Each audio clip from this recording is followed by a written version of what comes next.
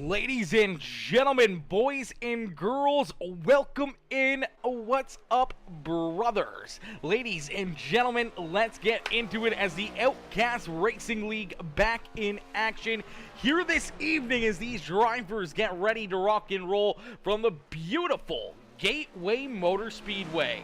These drivers loaded into the sim. They're out on the racetrack here for their qualifying efforts. Each and every one of these cars looking to have themselves a wonderful evening here at the racetrack. My boy Joshua Neal says, let's go, let's get it, let's get it. This is good afternoon, sir. Good afternoon, Joshua.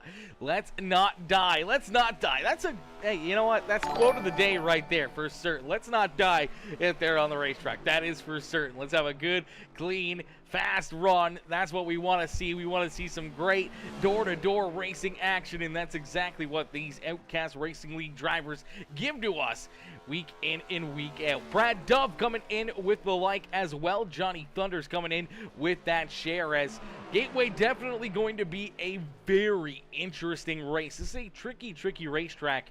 See a lot of cars slipping and sliding around, moving around the racetrack. Everyone trying to stay, out of each other, but trying to hang on to the rides themselves. See Chris Muse out there on the racetrack, the 31 of Adolfo Castillo, as he's out there on the racetrack as well. Daniel Solo out there in his 13 machine. No longer the 913, but now the 13 ride for Daniel Solo.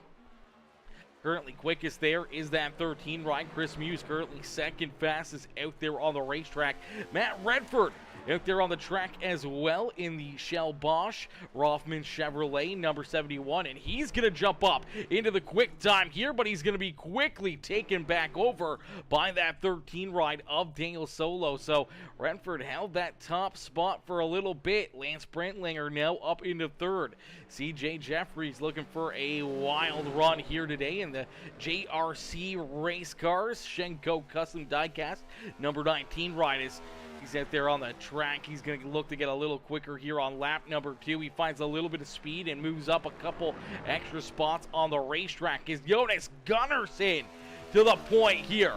Gunnarsson now with the quick time here in qualifying. Michael Haflidosin, our 3-time winner already in the series. A new looking paint scheme here for the Elkin Tech 88 ride as he's up into position number 3. Kurt Sponsler Jr. says, hoping for a good race today. Let's go, Kurt. Good luck out there, brother. Hopefully we see that 49 ride up towards the front of the field and having a good day and some fun out there on the racetrack. That's the main thing. As long as you guys are having fun, that's all that really matters. That's all that really matters. As long as you guys are having a good time, having some fun out there on the racetrack, that's all that we can hope for, right? That's all we can hope for out there on the track, is each and every one of these drivers hoping to have a good run. You see Al Reed out there on the track. He's going to get done lap number 1 and jump into the 9th spot on the racetrack. Brad Dove out there in the Dove Farm LLC number 25 ride. Dean Chaseby out there as well in the Bluey 52 is the Bluey ride. Looking to have a wonderful evening at the racetrack as he gets that Toyota Camry up to speed here, and he's going to complete lap number 1, I do believe, here for himself. He's going to slide into that 16th position. Not quite the first lap he was hoping for.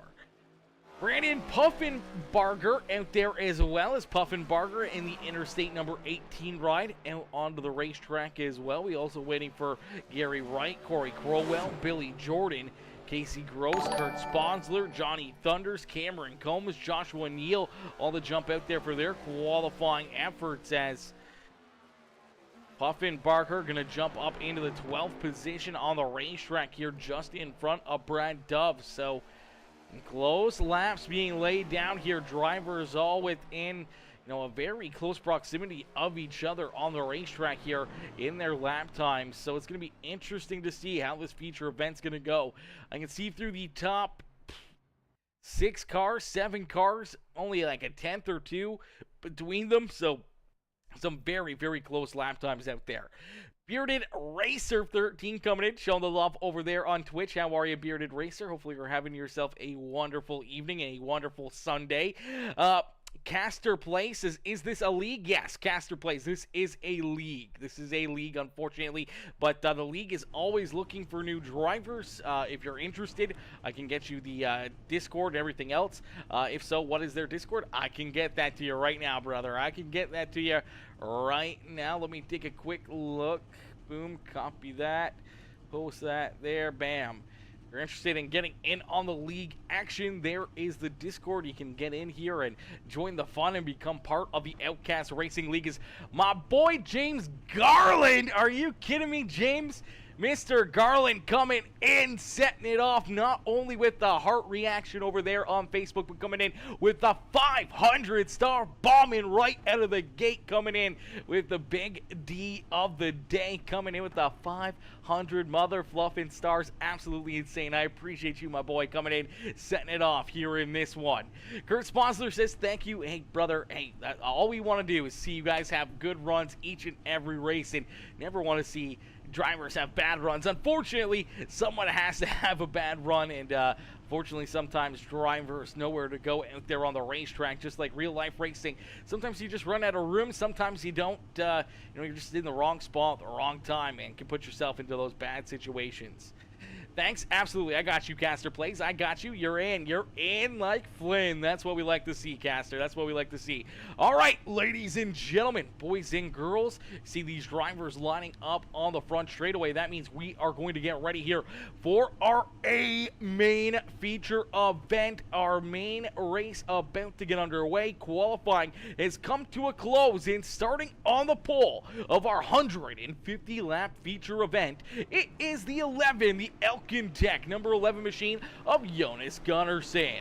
His outside, his teammate in the Tech number 88, the 3-time winner in the first 3 races of the series, looking to go 4 for 4 here this evening. It's Michael Haflidosin. Starting in position at number 3, another one of those Tech rides. Very fast drivers, a very good group of cars. There at the front of the field, it's Daniel Solo, starting there in that 3rd position. Matt Redford, to his outside in the Rothman Chevrolet 71 ride, there in 4th with the number 19, the JRC race car, Schenko Custom Diecast. Number 19 is CJ Jeffries, there in that 5th position. The Budweiser number 8 ride of Lance Brantlinger there in 6th, and we see David Duran Jr. in the mellow yellow 51. The Fastenal number 99 ride of Christopher Muse there in 8th with the 83 of Chad Rangsdale and Al Reed rounding out our top 10. Adolfo Castillo, Brandon Puffenbarger, Mike Killingbeck, Ryan Haller, Wayne Garland, Anthony Garland, Jerry Culver, Dean Shasby, James Garland, and Ryan Windett rounding out our top 20 here in this one.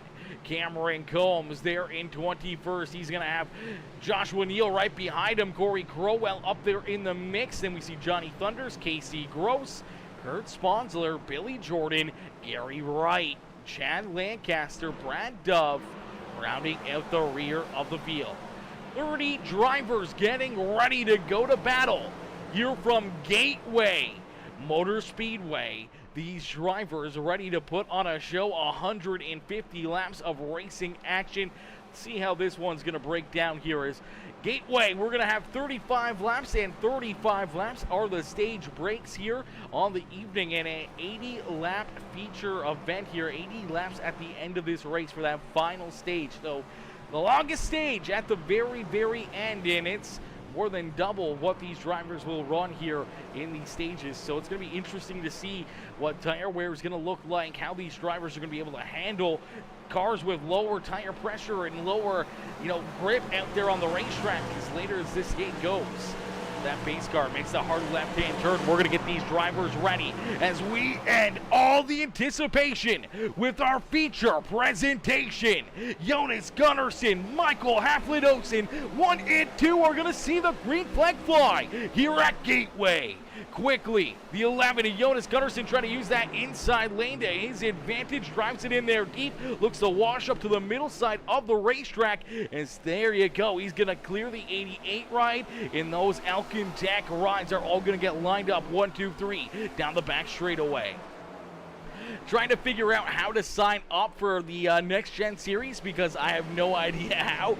Yeah, you might just have to jump into the general chat and ask. That may be the best way to figure it out, Caster. I'm not 100% sure on where the signups are or anything else in the Discord, but that would probably be your best get. Is out in front, it is nothing but Elkin Tech race cars here as Jonas Gunnarsson leads the way. You see the 25 ride coming back out onto the racetrack here. He had a pass-through penalty due to, incidences last week, and then we see Matt Redford also down pit side. So early pit stop there for the 11 ride, and an early caution flag on the racetrack. Oh no. Looks like Dean Shasby having some issues out here. Let's take a look and see if we can figure out what may have happened to Shasby. The 52 ride. Oh, a big hit here. Oh, man. Tough break right here. A bunch of drivers getting collected. That's the one ride. Who's in the one ride? That's Ryan Haller in the one machine. And this is what we were talking about. This is a very big, very tricky racetrack. As you watch that Busch Light Chevy Camaro, the white and blue car down the bottom side of the Interstate 18, they just get tight together. A little bit of contact, loses that front end, and as the one ride's spinning sideways, he's trying to get it pointed back in the right direction. See Anthony Garland having to get out of the way, but he gets down into the grass, and unfortunately that car just hooks a hard right back up the racetrack over the nose of Dean Shasby, right in front of Cameron Combs, and heavy damage there for all three of those drivers. The fallout, number 40 rider Ryan Windet's going to get a pretty big piece into that one. So isn't the 37 ride, or actually that's the 77 of Casey Gross getting hard in there in that 77 machine as well. We also saw Johnny Thunders go off the racetrack down into the inside wall there. So a heavy hit there for Johnny Thunders, as well as he was just trying to avoid the incident that's happening here in front of him as he got a good seat in this. We'll jump right on board with this number 60 ride and see what Johnny Thunders sees as everyone was crashing up above him. He tries to get down low. Unfortunately, gets into that grass. Can't get onto the binders. Just slides hard into that inside fence, and heavy damage there for him. Heavy damage as well for Casey Gross, as Casey had a good look at this one as well. He saw this one kind of unfold from the front windshield here, and as they were wrecking in front of him, just hoping to go right for the middle, and unfortunately, the Bluey 52 car parked right there in the middle.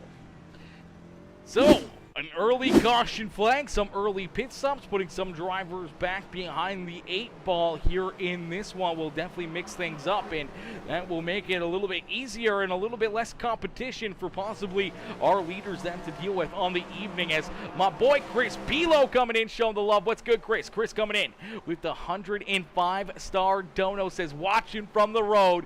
Watching from the road. I appreciate you still tuning in and showing the love here in this one, Chris. Where are you at, brother? Where are you at? Where are you traveling to? Is it for work or vacation, or what you on the road for? What you on the road for? Yo, what's up, Casey Duran? My boy Casey coming in, showing the love as well. Coming in, showing that love on the broadcast with the heart reaction. Chris Pilo coming in with the like. Joycelyn Belch coming in with that heart reaction. How are you, Joycelyn? My father, Ben Peebo, coming in with that like on the stream as well. How are you, Dad? Dad coming in, some mashing that thumbs up as well.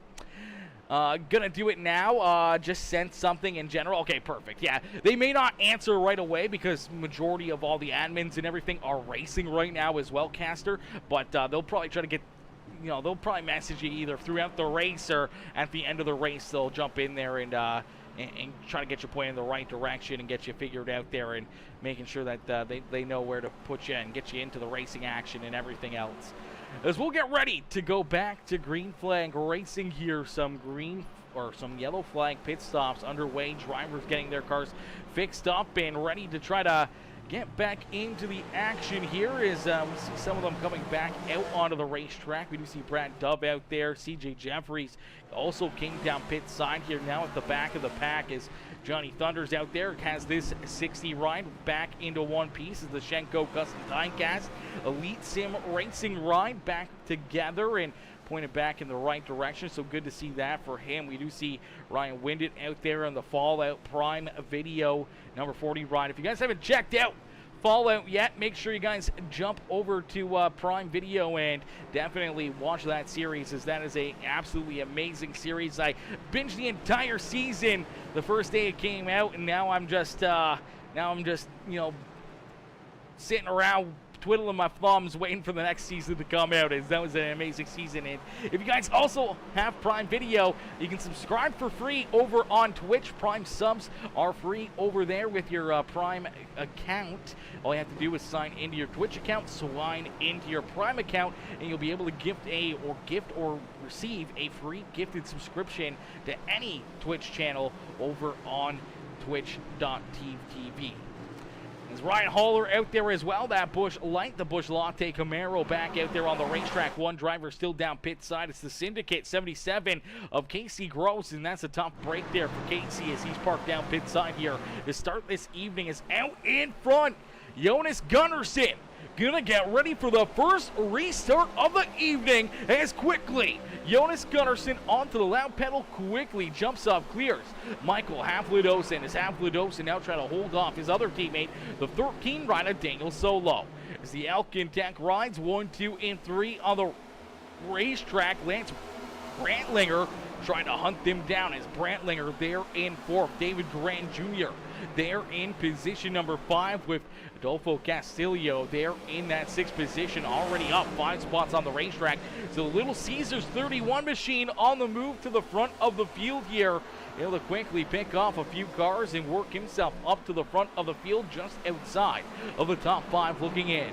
Chad Ragsdale right there with him, with Chris Muse still hanging out there in the 8th position. Al Reed in the ZZX Digital number 3 machine, the Elite Sim Racing ride there inside the top 10 as he's up into the 9th position. He's got Mike Killing back in the Lawrence Tech number 70 ride there, rounding out our top 10.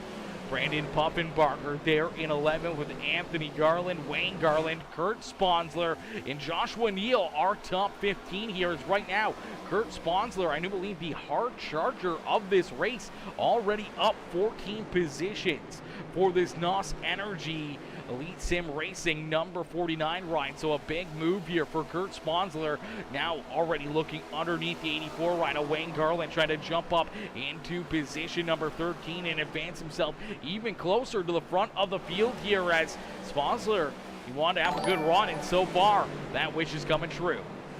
Is out in front, Jonas Gunnarsson continuing to hold down the fort. He's starting to open up a little bit of a lead here, 0.8 of a second between Daniel Solo and Michael Haflidosen. It's Haflidosen sliding back to 3rd, and now he's at risk of losing that spot as here comes the 8 rider Lance Brantlinger. Brantlinger trying to hang right there on his left rear quarter panel, looking to try to make the move, looking to try to jump up into 3rd. Things get tight down here in 3 and 4 as Brantlinger looking to work himself and break up the Elkin Tech rides at the front of the field, and every one of these drivers are looking to try to beat this 88 ride this evening. So far, he has had a stranglehold on the rest of the field. This 88 car has won all 3 races of the series already. He's picked up 3 out of 3 checkered flags. He's been unbeatable here to start Season 7 of the Outcast Racing League. It's going to be interesting to see who's going to be able to knock him him off the top spot as the 8 ride shoots up the racetrack. A good save there for Brantlinger as that car got super tight down into corner number 3. He almost tagged that outside wall, able to collect it though, but loses quite a few positions as that's going to allow David Durant Jr., Chad Ragsdale, Adolfo Castillo all around him here, and now he's at risk of losing more spots as he's got Al Reed and Chris Muse right there behind him. Muse unfortunately getting tight underneath that 3 ride. Going to slide back in that 9th position now as Mike Killingbeck and Brandon Puffenbarger right there on his back bumper. As Jonas Gunnarsson continues to lead the way here. He likes to see all that battling back there behind him as he's out to a 1.9 second advantage, almost 2 seconds here over the rest of the field here as he's got a pair of teammates back there behind him, and right now they're very tough to beat, very tough to pass either of these cars, the 13 of Daniel Solo or Michael Aflados, and as Gunnarsson continues to pull away, he's looking very, very strong and looking to cash in here at Gateway Motorsport Park. As out in front, Gunnarsson showing him how to get it done early in this race as Caster Place says, I can't wait to race here. Yes, sir. Landon C and SB coming in with the heart reaction. Landon C coming in, showing the big love here in this one as yeah, Lancaster's out there on the racetrack. Wait, Lancaster, is that you or is that someone else running the account for you, brother? I thought that was your thing, but maybe not, maybe not. But Landon C out there, one of the sponsors here of the series. A huge shout out to Landon C and SB coming on board here with the always wonderful Outcast Racing League and become a part of the sponsor crew here, become a part of the series is a big thing to do, and we appreciate them and appreciate those guys coming on board with us. Is absolutely a massive, massive year for the league. Okay, sounds good. You sound like a fun guy, and you can call me Charles or Charlie. Charles or Charlie. Okay, okay. I'll probably call you Charles. Charles seems like a very good one. Oh, it's his wife. It's his wife. Okay. I was gonna say, what's he doing texting and driving out there on the racetrack? Okay. I was wondering there for a hot minute. Better not be texting and driving. This is a very friendly, safe environment here, okay? We don't condone texting and driving. No, I'm just kidding. I'm just kidding. As Jonas Gunnarsson out in front, continuing to stretch his lead here. 2.3 seconds between himself and his teammates. Daniel Solo and Michael Aflados. David Duran Jr. up into 4th with Jan Ragsdale rounding out our top 5.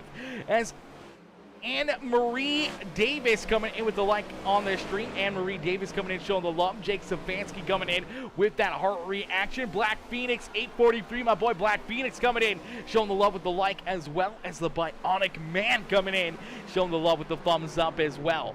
My dad says we are good. I'm glad to hear that, Dad. I'm glad to hear you guys are doing good and that the family is good. As Jake Stefanski says, undefeated as the streamer. Keep it going, brother. I appreciate you, Jake. I appreciate you, brother, coming in, showing the love as, you know, we like the top. We like the top. But you know what?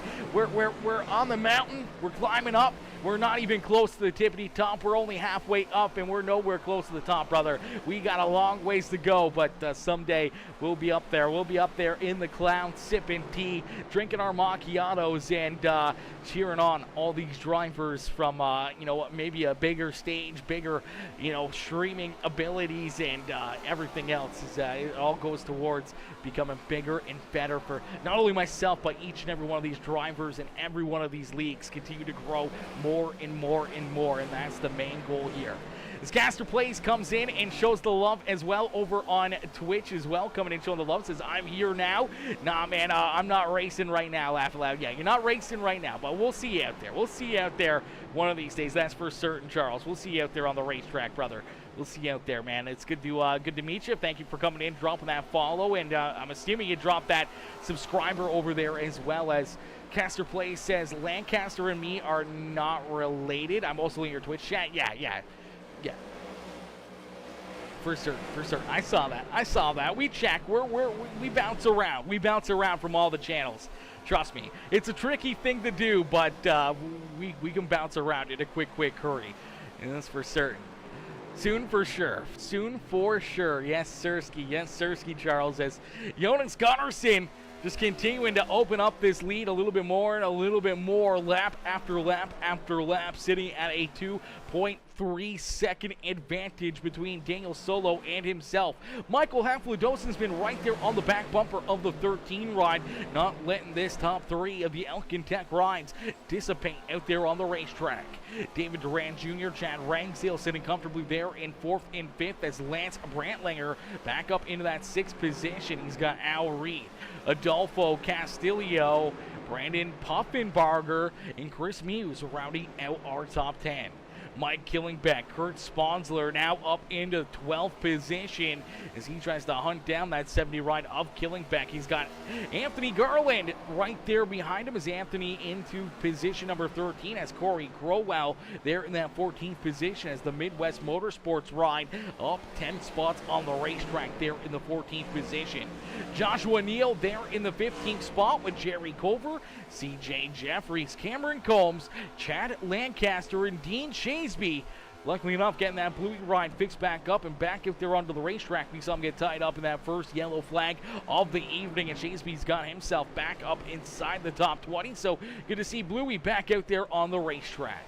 Wayne Garland there in the 21st position as Billy Jordan, Brad Dove right there behind him. The 40 ride unfortunately is a lap down, and a tough break there for Ryan Winded as he's got a very good move and a very good car out there on the racetrack. Is Dove there in the 23rd position. Gary Wright currently in position number 24.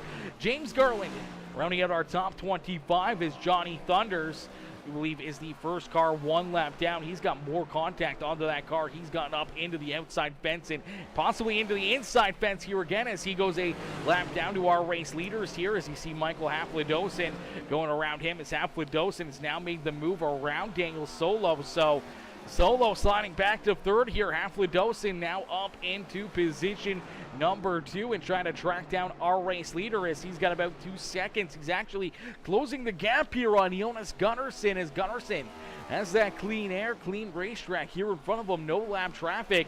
Should be able to lay down some pretty good lap times, but Michael Haflidosin now working himself around the second place driver Daniel Solo. Some lap traffic.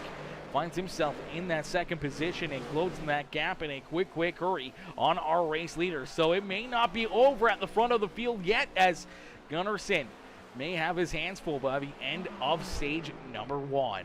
As Gunnarsson there in the 11 machine out in front. The next couple cars that he's looking at putting a lap down or multiple laps down here is Matt Redford, also still down a lap in the 71 ride. He started up towards the front of the field, up inside the top 5, and unfortunately for Redford, came down an early pit stop here for the 71 machine, and unfortunately, that has put him behind the 8 ball right now with Johnny Thunders going a lap down. He's currently not in that free pass position. Ryan Windit also not in that lucky dog spot as Windit, I do believe, a lap down here himself. Casey Grossa multiple laps down. Same with Ryan Haller in the 1 ride as Haller actually off the racetrack now. So tough break for the 1 machine of Ryan Haller. But Casey Gross multiple laps down after that hard hit early in this race, got tied up in that first yellow flag, and unfortunately heavy damage had him down pit side for quite a while, but good to see him back out there on the racetrack just running laps and looking to continue to find some extra speed, maybe learn something about the car or about the racetrack that he can use in his notebook for the next time that these drivers run this racetrack.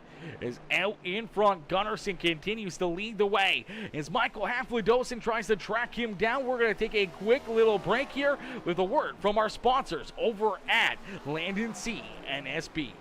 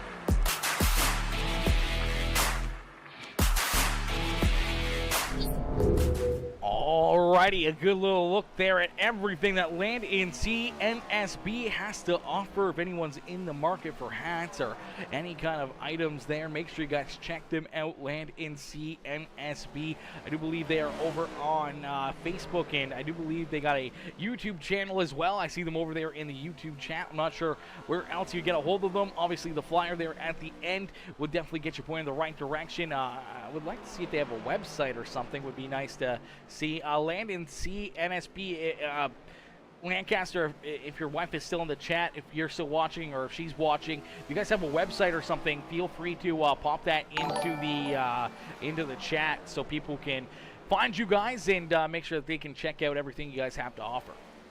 As we get ready out in front, the 11 ride, getting ready here for a little bit of a battle as his teammate has to close that gap. He has tracked him down as my boy Steven Stefanski coming in with that like on the stream. How are you, Steven? Steven coming in, showing the love here with that like on the stream, coming in, showing the big love here in this one. Gaster Play says, you're back, you're back. I'm good to hear that, I'm good to hear that. We got some Spanish food. Okay, let's go. A little Spanish food. What are you getting? What are you getting? That's the big question. What kind of Spanish food are you getting? As we are green, are we green every Sunday? Yeah, every Sunday, 3 o'clock Eastern time is when the practice session goes up. And then after 55 minutes, I do believe they go into qualifying. And green flag is roughly 4 o'clock Eastern time every single Sunday for the Outcast Racing League here. And every season that they have, each season break is usually a couple weeks long for trying to get flyers done up, trying to get more drivers in and everything else. And then goes on to the next season.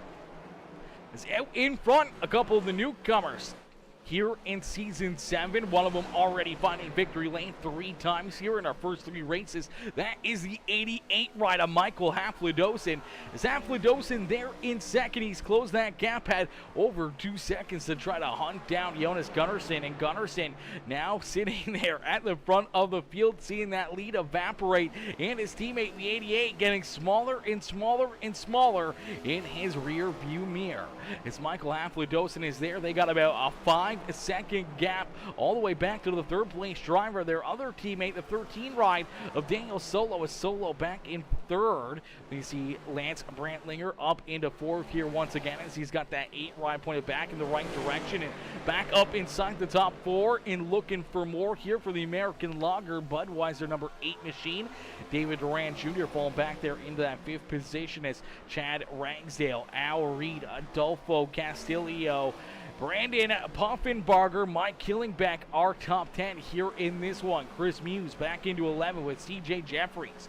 Kurt Sponsler, Cameron Combs, Corey Crowell are top 15. Then we see Anthony Garland, Joshua Neal, Brad Dove, Chad Lancaster, Dean Shasby, Bluey right there, rounding out our top 20. Billy Jordan, James Garland, Wayne Garland, Gary Wright, Matt Redford, Ryan Winded, Jerry Culver, and Johnny Thunders, rounding out our top 28, as I do believe Johnny Thunders no longer the first car 1 lap down, either as Ryan Winded, as I do believe it is this 71 ride. No, it is, it might be the 71.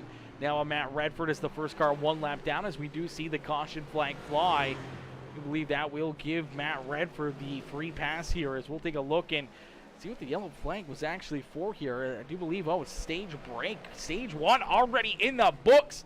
My gosh, these guys have been clicking off the laps here in a quick hurry. Wowzer, stage 1 already coming to an end, so stage 1 win.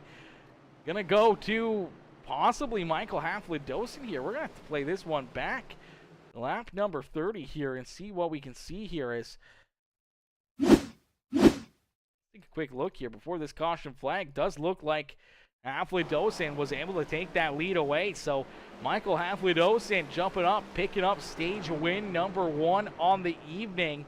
Jonas Gunnarsson going to slide back to position number 2. Then Daniel Solo, Lance Brandlinger, Chad Ragsdale, David Durant Jr., Al Reed, Adolfo Castillo, Brandon Puffenbarger, and Mike Killingbeck all going to get points here in stage number 1 as the drivers are going to head down pit side here. The Elkin Tech rides 1, 2, and 3 on the racetrack. The first 3 cars to find pit road, they all end up pitting at the end of pit lane here, as you see those 3 checkered flags already on Hafledoson's ride, picking up the first 3 wins of this series.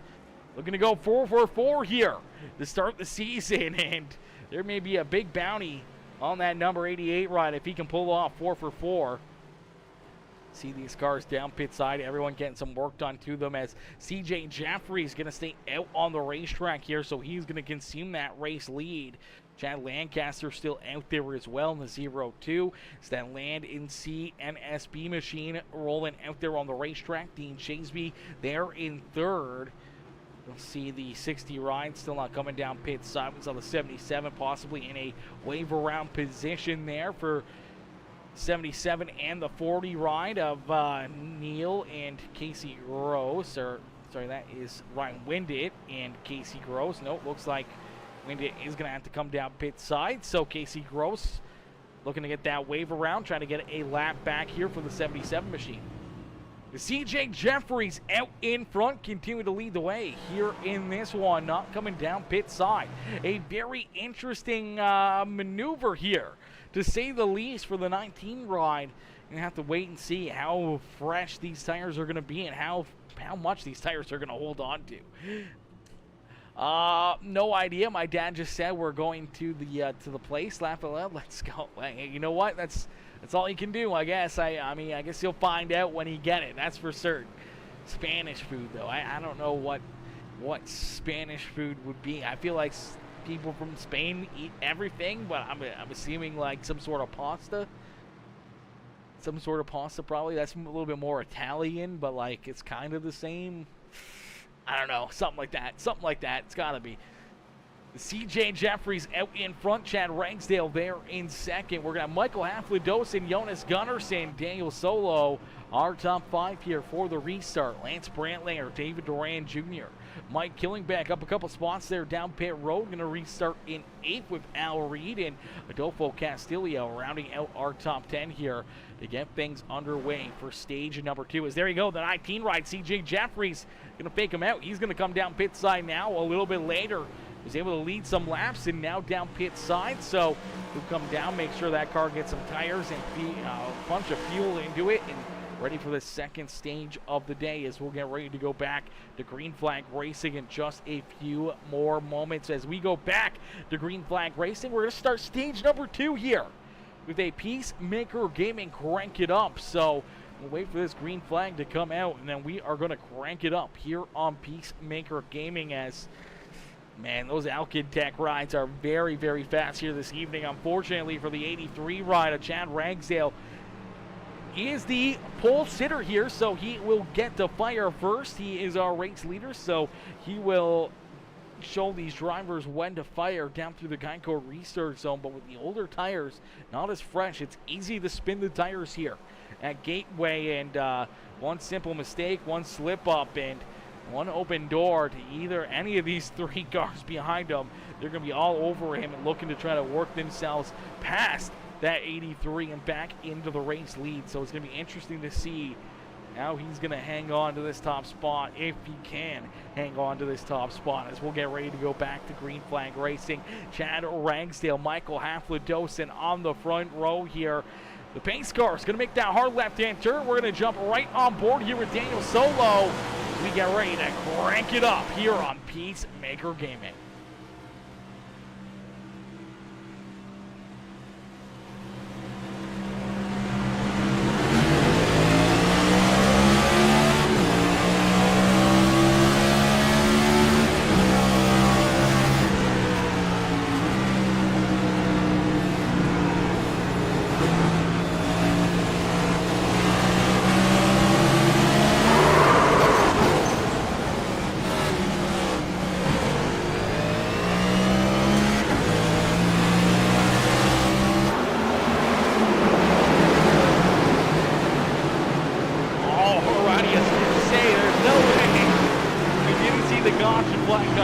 There, but we will see that yellow flag come out as Daniel Solo running into some issues there. You got a good look at it right on board as he goes for a loop-de-loop. We'll take a look back and see what happened here off of corner number 2, as I do believe Chad Ragsdale going to get a piece of this one as well, as Ragsdale got a great restart.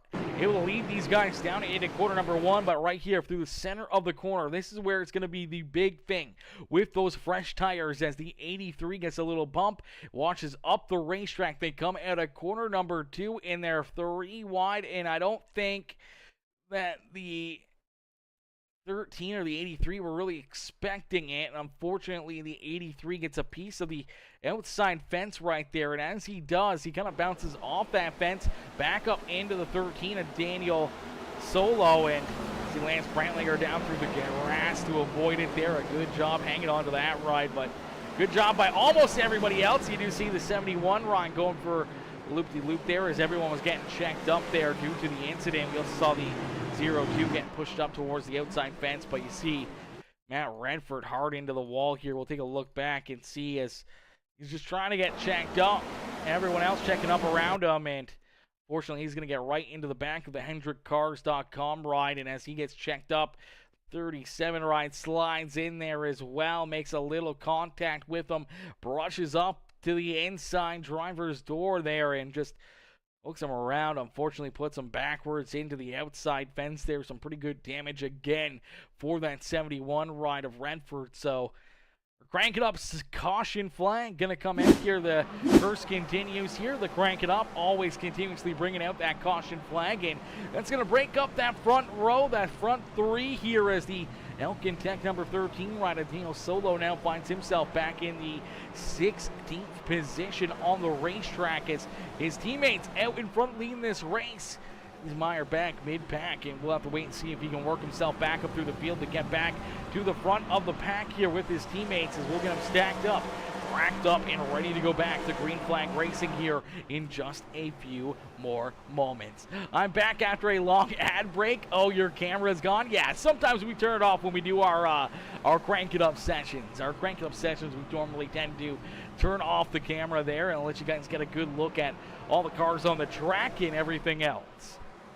Alrighty, as we'll get ready to go back to Green Flag Racing here. The lights are still on the official iRacing pace car, so we'll get a quick word in here from our Outcast Racing League promo and our new Outcast Racing League sponsor.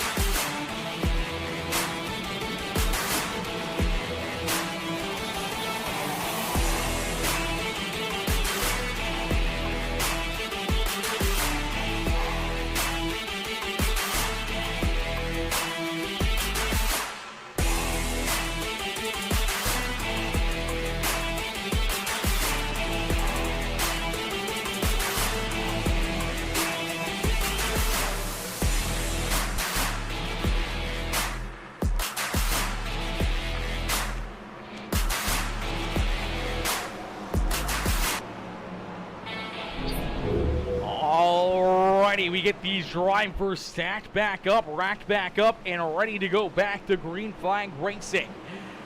Door to door, the Elkin Tech number 88 and the number 11 ready to go back to Green Flag Racing. Michael Afladosin, the 11 of Jonas Gunnarsson down through the Geico restart zone. We are back to green flag racing here at Gateway Motor Speedway.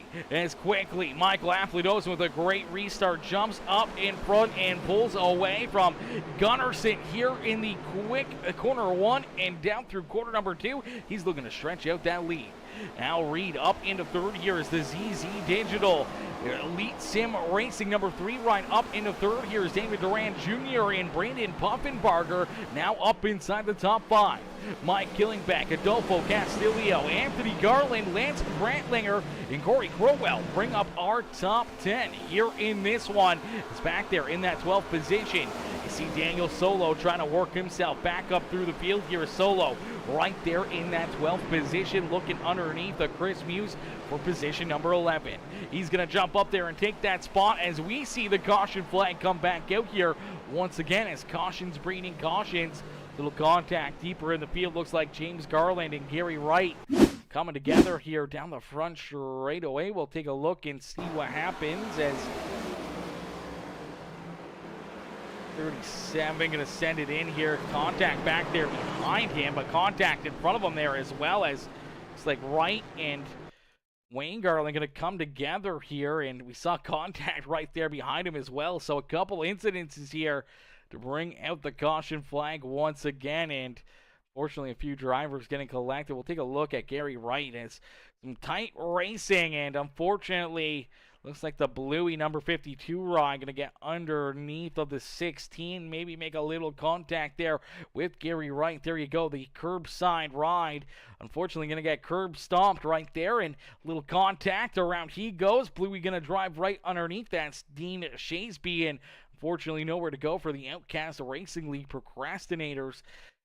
Number 84 ride is Wayne Garland going to get into him. And then here comes James Garland, pool boy in the Outcast Racing League. Number 37 ride going to drive right into him there as well. Some heavy contact for both of those drivers. And unfortunately, that's going to be a lot of damage and a lot of tough work for the crews to do down there behind pit wall. As we'll take another look at it there and see what happens. Is right there's that little bit of contact, enough to unfortunately spin that 16 right around. And we also saw some more contact here as that was happening right behind these drivers. I do believe that was the 82 ride of Joshua Neal, who's getting some contact from Brad Dove down into the corner here as well. Looks like Dove going to get in there a little too deep, gets a piece of him, spins him sideways and up into the outside fence there for that 82 ride, and a heavy hit there for him as well, and that's got him down pit side getting work done to his ride as every one of these drivers trying to get their cars repaired and back out onto the racetrack. See Brad Dove, Joshua Neal rolling back out onto the racetrack. Gary Wright rolling back out there as well. Cameron Combs getting more work done to his number 15 machine as we'll get them stacked up, racked up, and ready to try this one all over again as a few quick caution flags really mixing up the day here at Gateway, as it's going to be interesting to see how these drivers are going to be able to hang on to their rides, how they're going to be able to keep themselves out of trouble and pointed in the right direction here throughout the rest of this race, as we're only 50 laps in. We still have 100 laps left of racing action to go, and we'll get ready to set them loose. We'll get ready to go back to green flag racing in just a few more moments.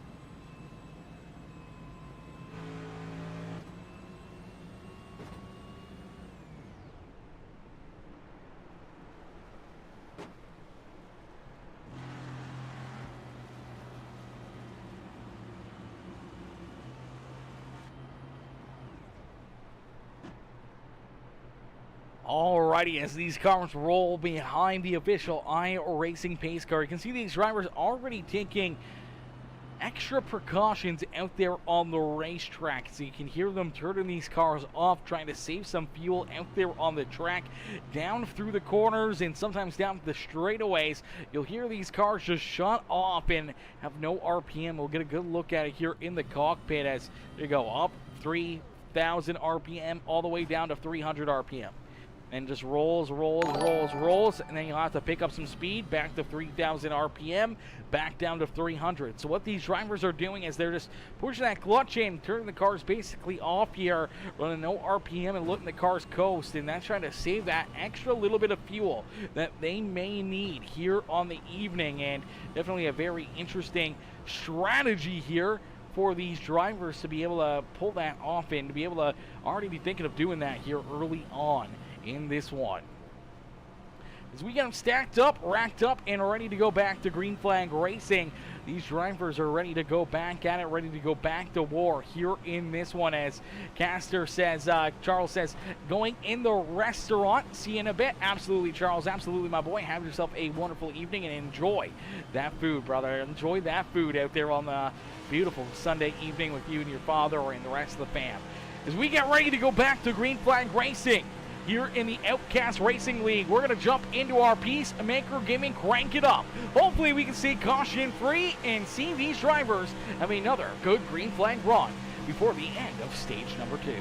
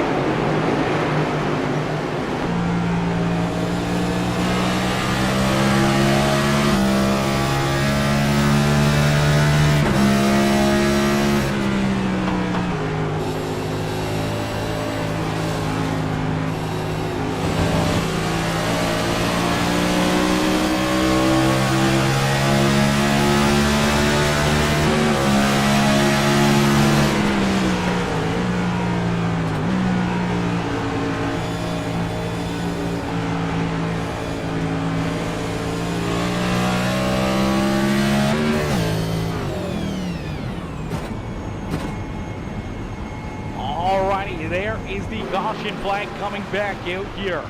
Looks like Matt Renford running into some more issues out there on the racetrack. A tough break for Renford here this evening. Definitely not the run he was hoping for on the day, as he unfortunately gets tied up in another incident out there on the racetrack. We will take a look at it and see what happens here as he's battling with James Garland there in the 71 ride, or the 37 ride, as he sends it down into the bottom side of corner number 3, watches up the racetrack here. That looks like Cool Boy James just can unfortunately, actually I don't even know if James made contact with him. Looks like that car shoots up to the outside of the track. Let's see if we can get another look at it here. Let's see if we can get a far chase look here. I'm not sure. It looks like there might have been contact, or at least maybe net code. Unfortunately, the procrastinator's number 71, just, right there, that little bit of contact right there. He kicks that rear end out. He's trying to save it, trying to correct it. Unfortunately, it overcorrects, bites in, goes right up the racetrack, hard into that outside fence. Heavy, heavy damage here for the Rossmann Chevrolet Shell Bosch Dunlap number 71 ride, as that is a tough, tough break there for Matt Redford as he comes to a stop up there on the high side of corner number 3 and 4, and heavy, heavy work to do to that ride, and a tough, tough break there for the 71 machine, and we'll look to see if he can get back out onto the racetrack here before the end of the evening, or if that may be the end of his day, as that's a few times that he's gotten into some incidences out there on the racetrack. You do see Chad Lancaster, Cameron Combs, both down pit side getting worked onto their rides. Jerry Culver down there in the beautiful-looking HendrickCars.com number 5 ride, as he's looking to have a good run, just like Kyle Larson is here this evening. It's Michael Haflidosin continuing to lead the way here, no stranger to being out in front, as he's looking to try to pick up win number 4 here in 4 races on the season. So very interesting, to say the least, for that number 88 ride, the start of his season here in the 88 ride. A new fresh-looking paint scheme. I know that how he wants to get that paint scheme up into victory lane. He's had the other one in victory lane 3 times. He's looking to make it 4 for 4 here and parking this ride up there into the lane as well, as we get ready to go back to green flag racing here in this one. The 88 ride of Michael Haflidosin continuing to lead the way here. Haflidosin out in front. Jonas Gunnarsson there in position number 2. David Durant Jr., Adolfo Castillo, Al Reed, our top 5 with Brandon Puffenbarger, Lance Brantlinger, Daniel Solo, Wayne Garland, and Kurt Sponsler. Our top 10 here for the restart. Mike Killingbeck, Chad Ragsdale, Dean Shadesby, Corey Crowell, Billy Jordan, our top 15 with Ryan Windit now up in the 16th position. He's had a fast car all day long, and he looks to get faster and faster here and trying to work himself up in towards the top 15. Christopher Muse there in 17th with Brad Dove, Gary Wright, James Garland, our top 20, as Joshua Neal back in 21st. Then we see Anthony Garland, Jerry Culver, Chad Lancaster, CJ Jeffries, Cameron Combs, our top 26, as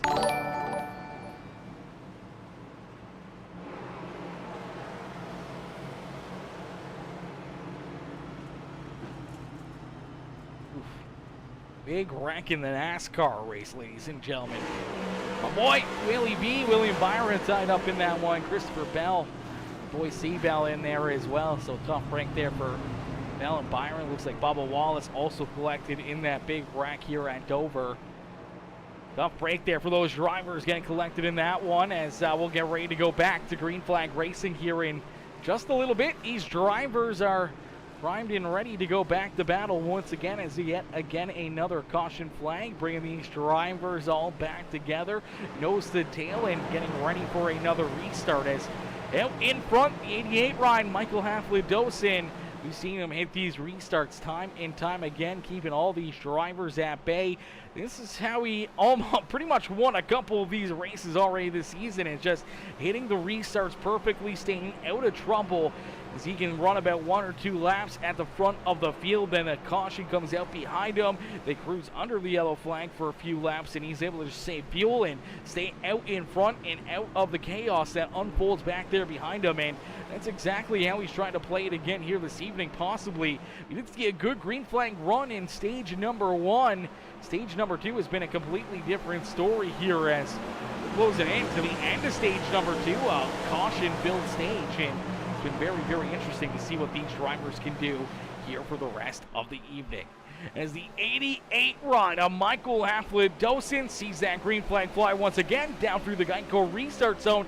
He's back onto the loud pedal looking to try to run away here with this one. A big run right there behind him for the 51 of David Duran Jr. as David Duran looking to jump up into position number 2 as they battle door to door down the back straightaway. Gunnarsson going to be able to pull away, gets that high side momentum rolling and clears that 51 of Duran. Adolfo Castillo up into position number 4 with Brandon Poffenbarger there in 5th, and here you go.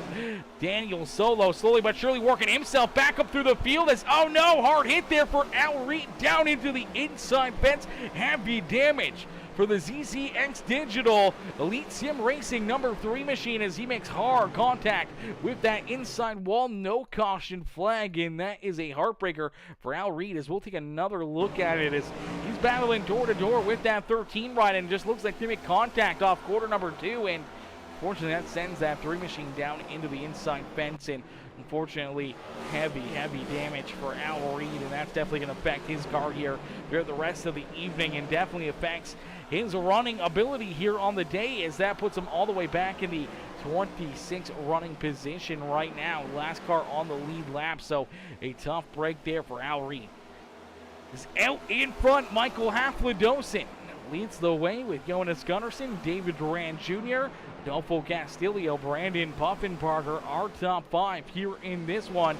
Daniel Solo trying to work himself back into the top 5 here as he looks to the inside of the 18 ride. Lance Brantlinger right there as well. A great run here for the number 49 by the NOS Energy Elite Sim Racing Machine of Kurt Sponsler. Sponsler up into position number 8 on the racetrack here. He is currently up 20 positions here on the evening. Currently our hard charger started all the way back in the 28th spot up into position number 8. He's put himself into position here for possibly winning some stage points and putting himself in position to have a great run and a great evening here tonight.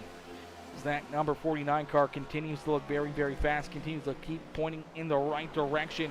He's just looking to try to get to the end of this stage, earn himself some extra stage points, and have himself a wonderful day at the racetrack, because all he was hoping for earlier this evening, he jumped up into the track. That's all he wanted, was just to have a good, solid, strong run, and that's exactly what he's doing right now out there on the racetrack, is having that good, solid run here this evening, and that's what he wanted, and that's what he's doing, and he's making it happen as we do see the caution flag come back out here once again. The caution flag going to come back out here for the time, as it looks like Dean Shasby, the 84 ride of Wayne Garland, going to come together here. This looks like a little 3 wide. Unfortunately, Shasby starts up a little too high, gets into that left rear of the 84, and unfortunately, Pool Boy is going to get a piece of that one. Man, these Garlands, they kind of just somehow or another get glued to each other. When one of them spins, they kind of all get in there. As you see the 84 go around, James Garland's going to send it in here, and he's going to get a good piece of them right there. A little piece of the 5 right there of Jerry Culver as well, and some pretty good damage there for that 37 machine as sparks go flying off that car. Tough break there for him. Tough break for his brother in the, or his dad in the 84 ride. Is definitely not how their evenings wanted to go, and definitely not how they wanted things to happen for each other, as they have came together quite a few times. As we see drivers down pit side here, caution flag pit stops towards the end of stage number 2 on the evening, as we're not quite at that stage number 2, but we may see stage number 2 come to a close as for the 18th time for the, exactly. Yeah, listen, I like it when people catch up on that one. I don't know how many caution flags we've had. It's been too many, but, you know, it happens. That's racing. Racing accidents happen out there on the racetrack. It's tough to sometimes remember how many we've had. And, you know, instead of guessing, we just like to throw out in if there's something, you know, something like that. You know, just keep you guys guessing, keep you guys on your toes. You know, that's what we got to do. That's what we got to do. Day in, day out, that's how we got to do it. As we'll get ready to go back to green flag racing here in just a little bit as drivers coming back out from pit lane. We did see a few drivers stay out, though, and not come down pit side as Chad Rangsdale stayed out there on the racetrack. So did Anthony Garland and Gary Wright. So some drivers staying out, possibly looking to try to pick up some stage points here, as I do believe the stage break will come to a close here under the caution flag before we go back to green flag racing. So an interesting strategy move will put them at the back of the pack here when we go back to green flag racing, but to be able to earn those extra points and picking up those stage points here on lap number 70 going to be a big thing for a few of these drivers that are not been having the run that they were hoping for on the evening. We did see Ragsdale up towards the front of the field there for a little bit. He led some laps under caution flag and unfortunately got up into the outside fence, created one of those caution flags a little while ago here in stage number 2, and you see him back out there on the track and leading the way here and looking to get some stage points and playing some strategy. Same with Anthony Garland and Gary Wright, where they'll give up track position and earn points here on the day is definitely not a bad thing to do. It's the curbside. Number 16 rides run into some issues. So hasn't Chad Ragsdale. Anthony Garland's been pretty clean out there on the racetrack. He's been able to keep that Outcast Racing League Syndicate number 81 ride out of trouble as the JDRF machine stayed pretty clean out there, keeping himself out of the way, keeping himself out of all the mayhem that's already unfolded here on the evening. As we do see Gary Wright headed down pit side here. So Wright coming down pit lane, maybe forfeiting his stage points. I'm not sure how they're going to call it here. Lap number 69 will go up onto the board. I heard the 8-something. Yeah, it's probably somewhere around 8-something. So, Anthony, if there's something, some sort of caution flag or some sort of number, as there you go, the lights are off the official iRacing base car. So that will bring an end to our stage. These two drivers out in front are going to earn some stage points here, as they call it the end of a stage if it's inside of 5 laps left to go here. And we're going to see this green flag come back out. So strategy moves played out here once again. So Garland and Ragsdale not going to come down pit side. Lean tires, extra fuel in the cars back there behind them, and they got Jonas Gunnarsson, Michael Aflados, Daniel Solo, David Duran Jr., Brandon Puffenbarger, Lance Brantlinger, Brad Dove, and the 31 of Adolfo Castillo. Our top 10 here, ready to go back to green flag racing. So interesting calls here, staying out on the racetrack. Special teams, special players, special moments here at the racetrack, as we'll get ready to go back to green flag racing here in just a few more moments down through the Geico restart zone. Chad Ragsdale, can you see that green flag fly here? He is the control car. He is going to fire first, and there you go. Quickly onto the lap penalty. You see the 11 right all over the back bumper here of Anthony Garland, pushing him down the front straightaway, and he's going to jump up to the outside, looking to move around that number 81. As Chad Ragsdale going to lead the way off of corner number 2 here. He's going to stay out in front, as here comes Michael Afladosin. Jonas Gunnarsson now up into second and third. Anthony Garland trying to hold on to that 4th spot as David Duran Jr. taking a look down to his inside as Duran down low, looking to roll down through quarter 3 and 4 and stay glued to that back bumper of the left rear quarter panel of that 81 ride. Gets a good run there off corner number 2, looking to send it down into corner number 1 here and looking for a big run into the corner to be able to make this pass on this 81 machine. Some tight racing here at the front of the field. Daniel Solo right there in that battle, as well as Adolfo Castillo, Brandon Puffenbarger, Lance Brantlinger all duking it out back here. This is for the 7th, 8th, and 9th position on the racetrack. The 19 ride of CJ Jeffries getting back up inside the top 10 here as well. So a good recovery for the 19 ride of CJ Jeffries. We did see him down a lap not too long ago, and he's been able to recover and work himself back up inside the top 10. So a good run here for Jeffries late in this race. Puffenbarger slides back to that 10th position, but working back underneath that 19 ride for position number 9.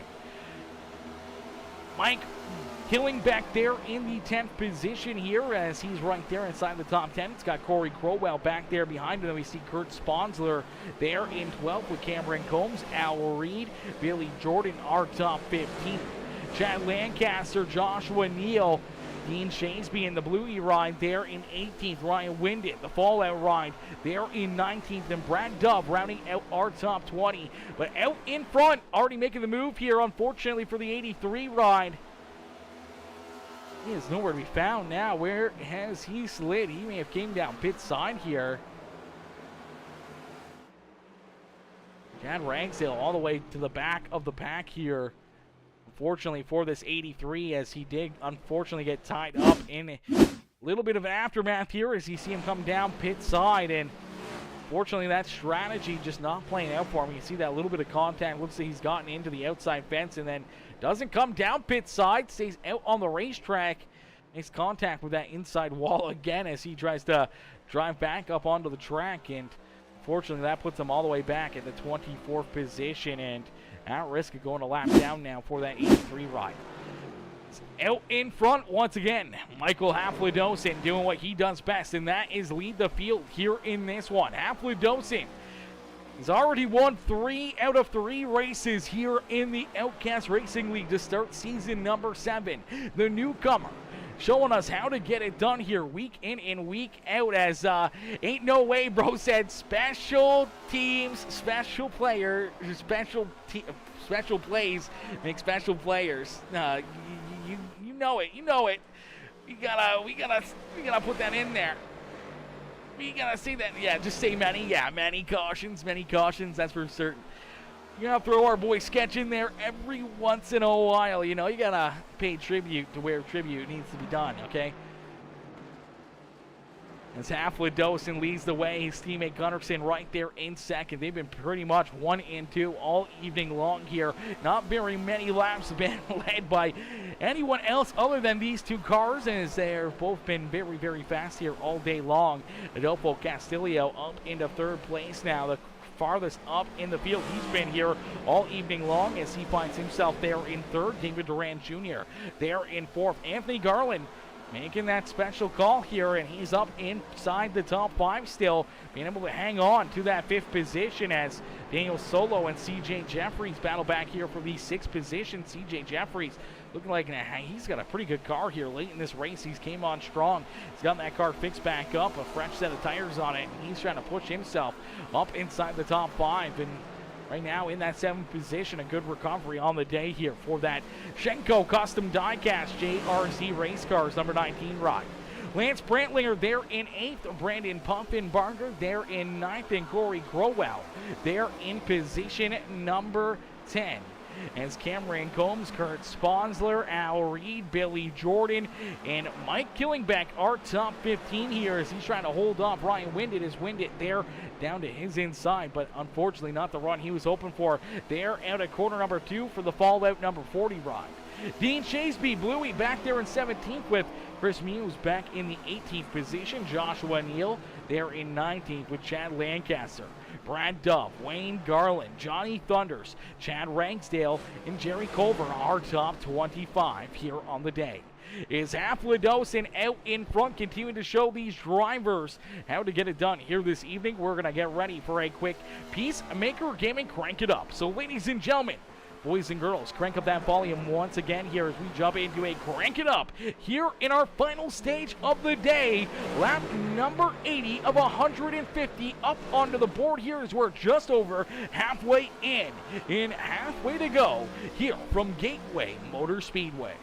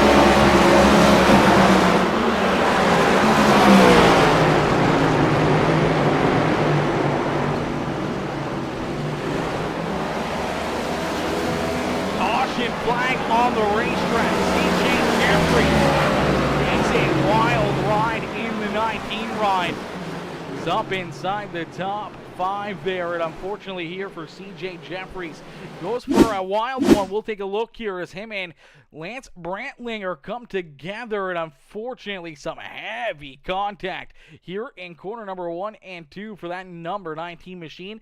We'll take a look and see what happens.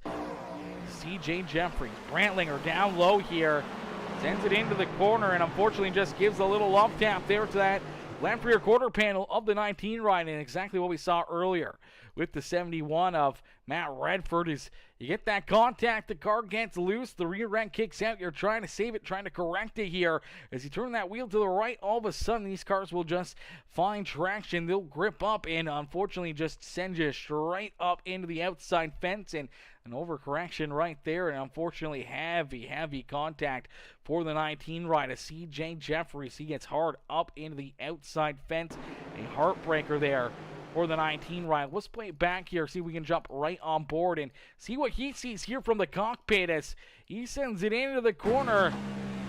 Knowing that 8 ride's right there behind him, and unfortunately not expecting that as you see him turn that wheel hard to the right to try to save it. Unfortunately, the car just hitches and goes straight up into the outside fence, and a heartbreaker there for CJ Jeffries after already battling back from an early incident as we see drivers down pit side getting work done to their rides.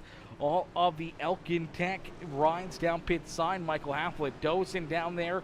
The 11 of Jonas Gunnarsson out there as well, but it is Cameron Combs who's going to be the first car off of pit lane here as the John Deere Lead Sim Racing ride going to lead everyone off of pit lane, and Chris Muse staying out on the racetrack. So an interesting call here for Chris Muse not to come down pit side. So we'll get ready to set these drivers up. We'll get ready to go to green flag racing here just a little bit as you do see the 77 ride of Casey Gross also coming down pit side here, looking to get some more work done to his syndicate Outcast Racing League number 77 ride. It's been a bit of a rough day here. The 77 right out of the get-go getting hard contact early in the race, going a few laps down, being down pit side. Didn't use up his quick repair, and unfortunately hasn't been able to get those laps back, and a bit of a tough break.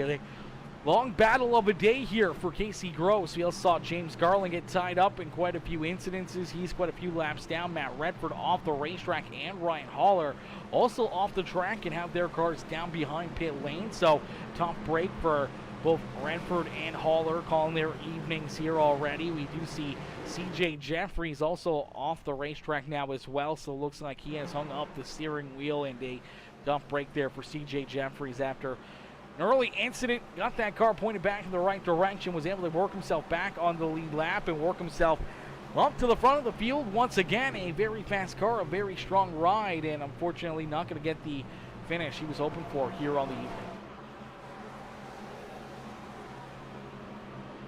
As you see Anthony Garland here, he is the first car 1 lap down. He is looking to get that wave around back onto the lead lap here for Anthony, so if he can get that wave around and roll around the racetrack and get back onto the lead lap, he will be very appreciative of that. And then we'll see him come down pit side before we go back to green flag racing, and he'll be deep in the field. He'll have to restart from the rear end of the pack and have a lot of cars to pass to try to work himself up towards the front of the field again. But interesting to see what the Syndicate Outcast Racing League number 81 ride will be able to do here this evening. There you go. He's going to roll past that pace car and get that wave around, and that will bring the 99 rider Chris Muse and Cameron Combs to the front of the field here for this restart. As Combs right there in position number 2. He's the first car off of pit lane. He's got those 2 Elkin Tech rides right there behind him, though. Michael Halflet-Dosen and the 11 of Jonas Gunnarsson. They're in 3rd and 4th. Not a lot of laps have been led here by anyone other than those 2 drivers, and they're looking to try to get back to the front of the field here in a quick hurry. They're going to have fresher tires on their rides than the 99 rider Chris Muse, and I'm not sure if Cameron Combs may have just taken a 2-tire pit stop there to beat these guys off of pit lane, but it'll be interesting to see how these strategies will play out and how drivers will be able to work themselves up through the field.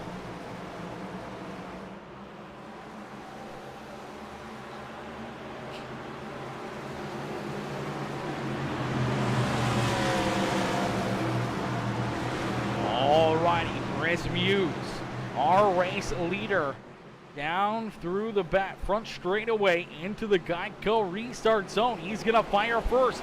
Gets a great jump there over Cameron Combs. Combs did not fire right away like he would hope for. The 11 ride quickly going to jump down to his inside as Michael Haflidosin is going to clear Cameron Combs as Chris Muse leads the way here off of quarter number 4 as Muse out in front looking for a big run down the back straightaway, trying to keep Michael Haflidosin at bay here on the evening.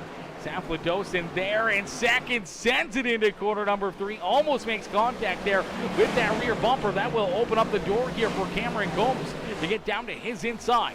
Combs looking to have a good run, unfortunately could not get that drive off of corner number 4 that he was open for to stay to the inside of that 88 ride as Haflidosin once again trying to close the gap and get to the back bumper here of this 99 ride of Chris Muse. Muse did not get a good corner 1 and 2, and that'll open the inside lane here for Haflidosin down into quarter number 3. He will send it in, and so won't Cameron Combs as they're both looking to try to work themselves around that 99 of Muse. Muse just trying to hang on to it now as Jonas Gunnarsson going to try to take a look to his inside.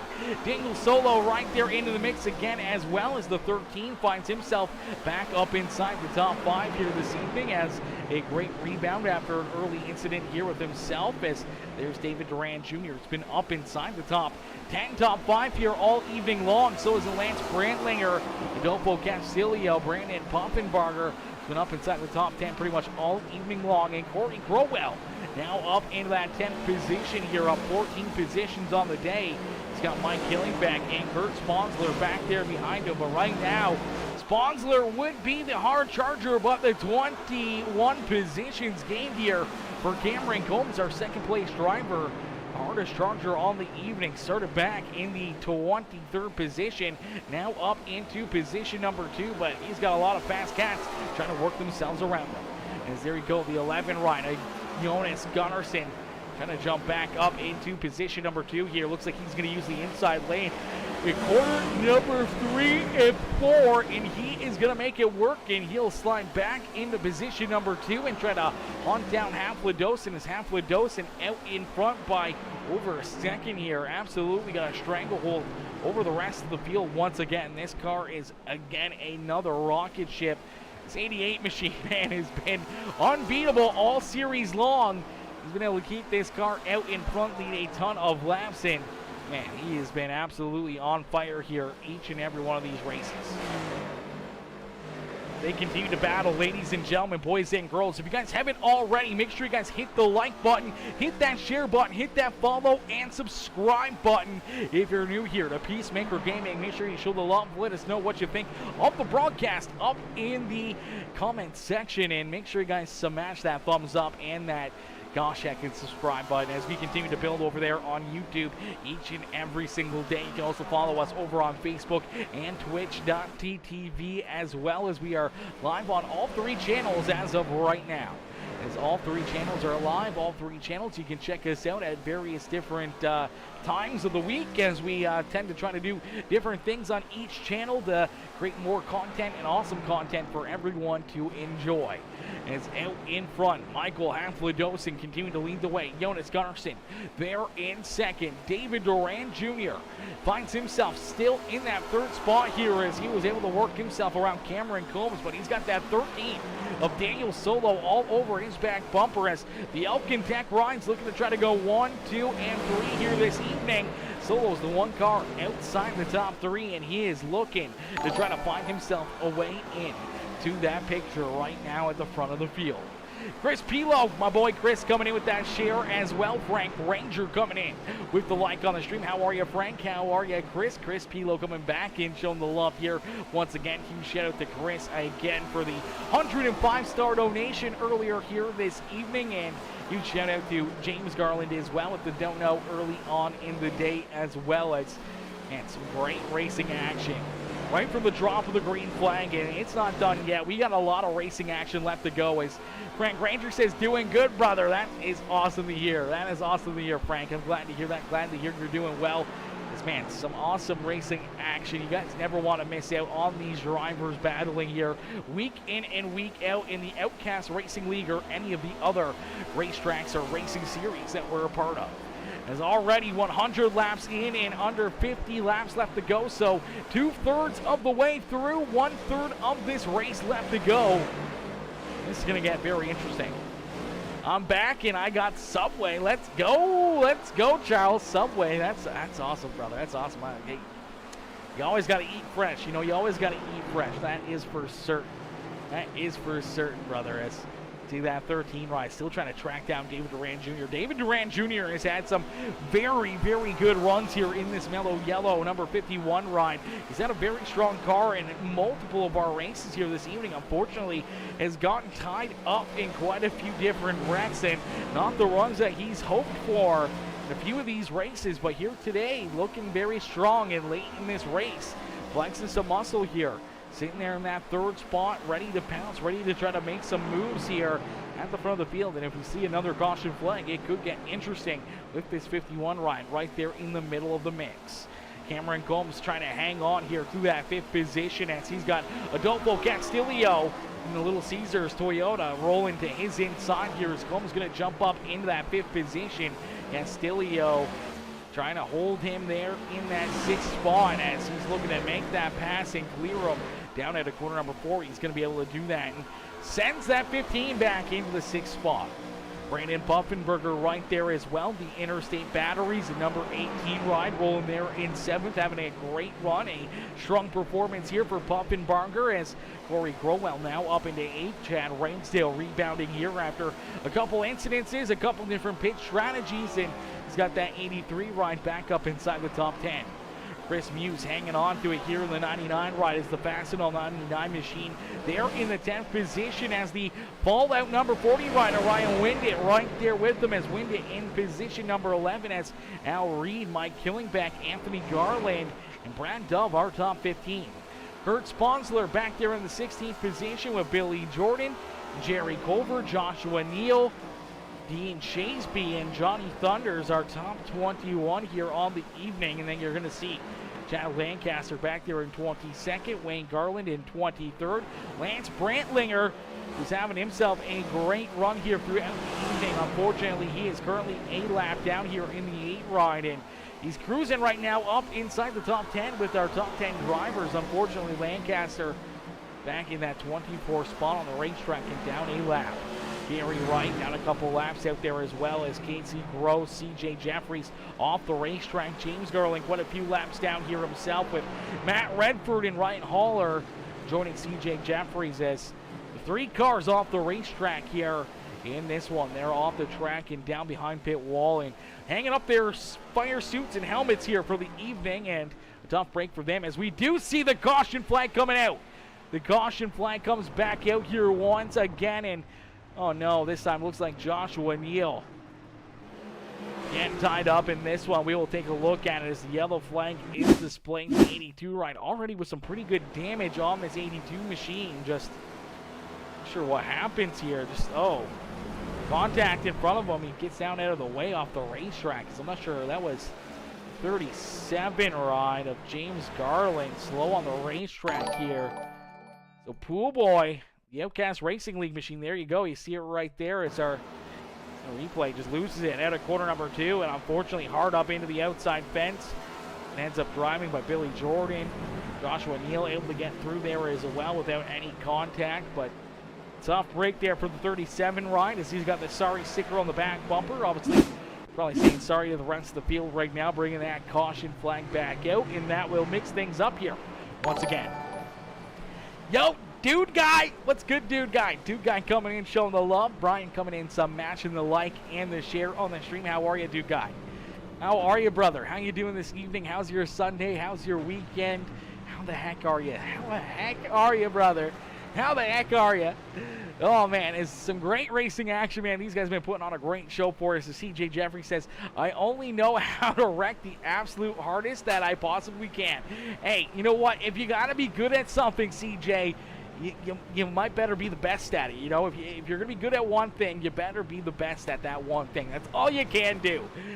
I will give the drivers some credit. It's been a lot of front runners causing issues, more so than the new guys. Yeah, so far it's been definitely a bit of a handful for a lot of drivers here this evening, and it's been a lot of cars that you normally don't see getting collected in issues here. You normally don't see, you know, a lot of these guys having issues out there on the racetrack, getting tied up in things and everything else. Also, this race has been much better compared to the first 3 weeks.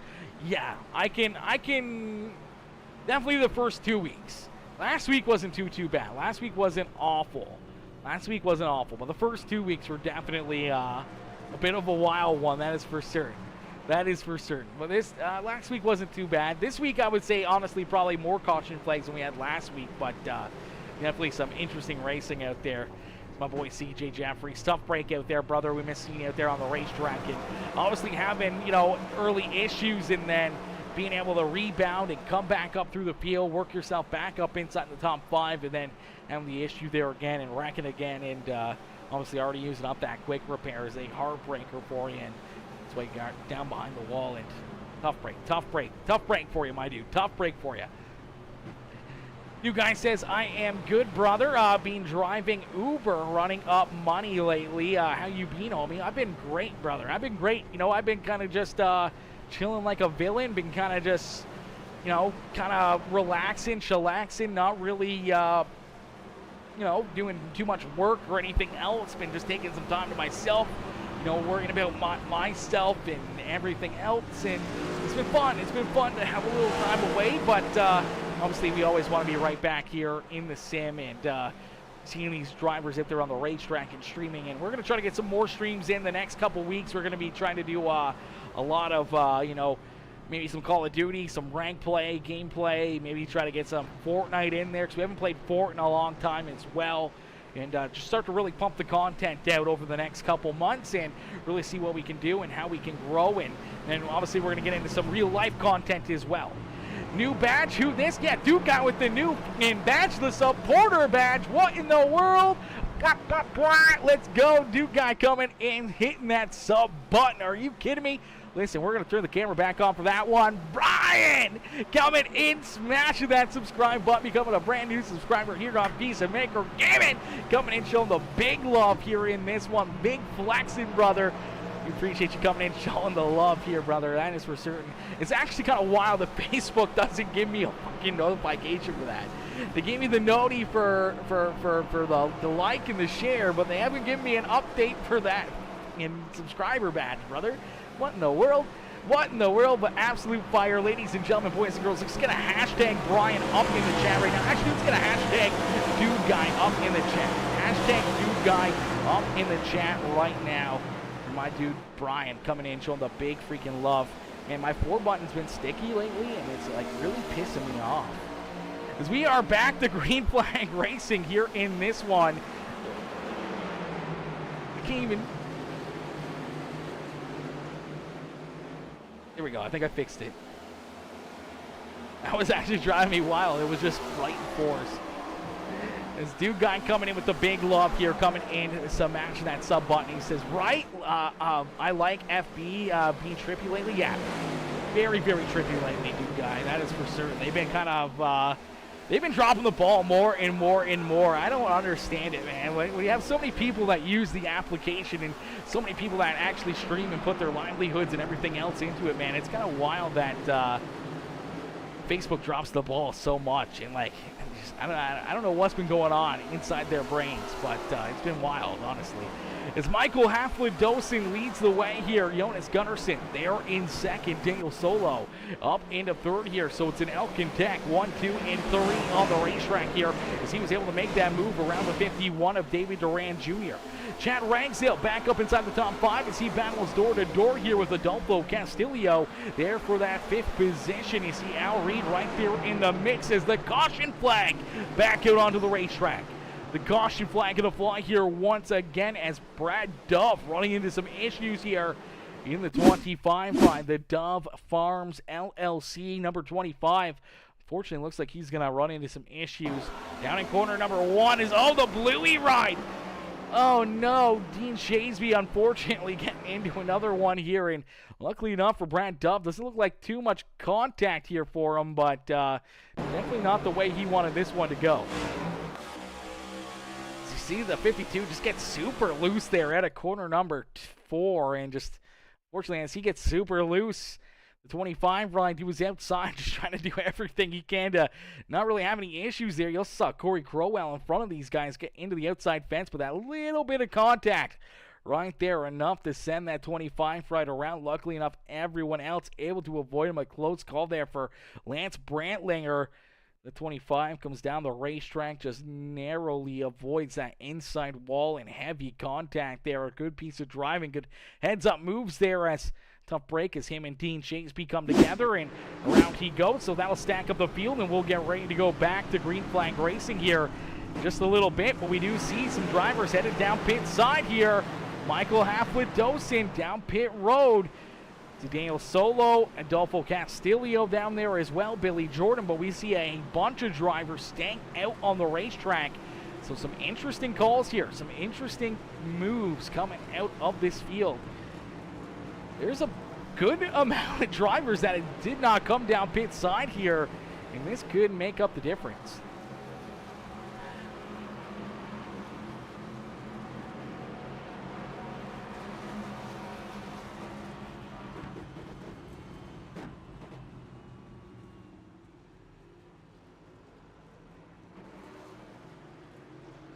Alrighty, as Jonas Gunnarsson stays out on the racetrack here, it'll make things very interesting for these restarts, and seeing how all these drivers can work themselves back up through the field. That just came down pit side. It's Gunnarsson out there. You see David Durant Jr. now in second. Chad Ragsdale there in third. Al Reed, Ryan Windett, our top 5. So a good run here for the Fallout number 40 ride.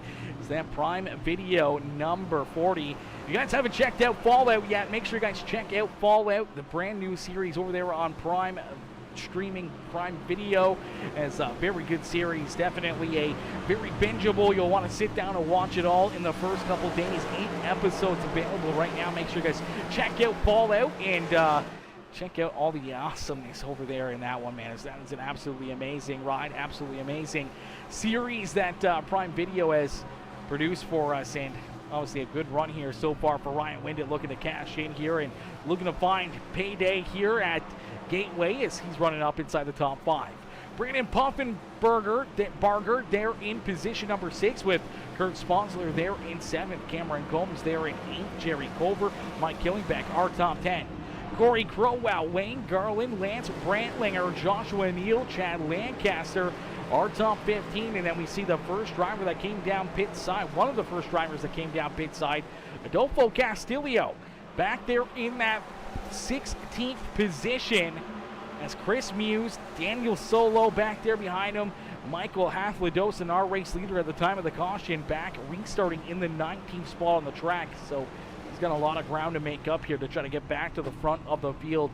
Anthony Garland right there behind them, Brad Dove in 21st, Billy Jordan, Dean Shasby, Johnny Thunders, Gary Wright, our top 25, Casey Gross there in 26, James Garland down pit side in 27th, and then CJ Jeffries, Matt Redford, and Ryan Haller, our top 30 here on the evening.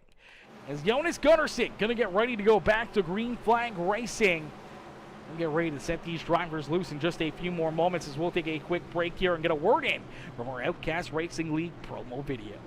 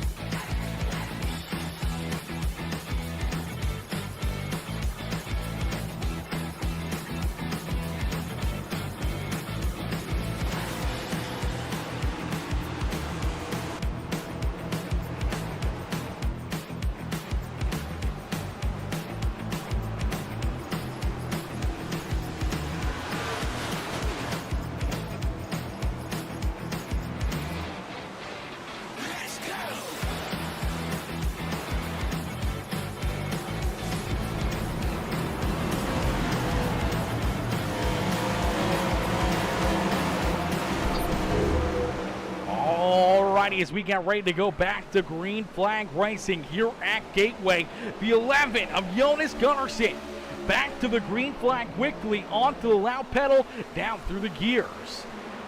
11 Ryan leads us into corner number 1, the 51 trying to get right to his back bumper, putting the pressure onto Gunnarsson here at the front of the pack. David Duran Jr. trying to make that move to the front of the field as Chad Ragsdale. Al Reed there in third and fourth, battling door to door here up inside the top 5.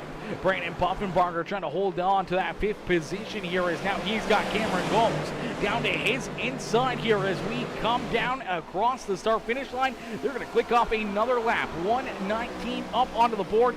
31 laps of racing action left here from the beautiful Gateway Motorsport Park as we jump into a quick PeaceMaker Gaming Crank It Up.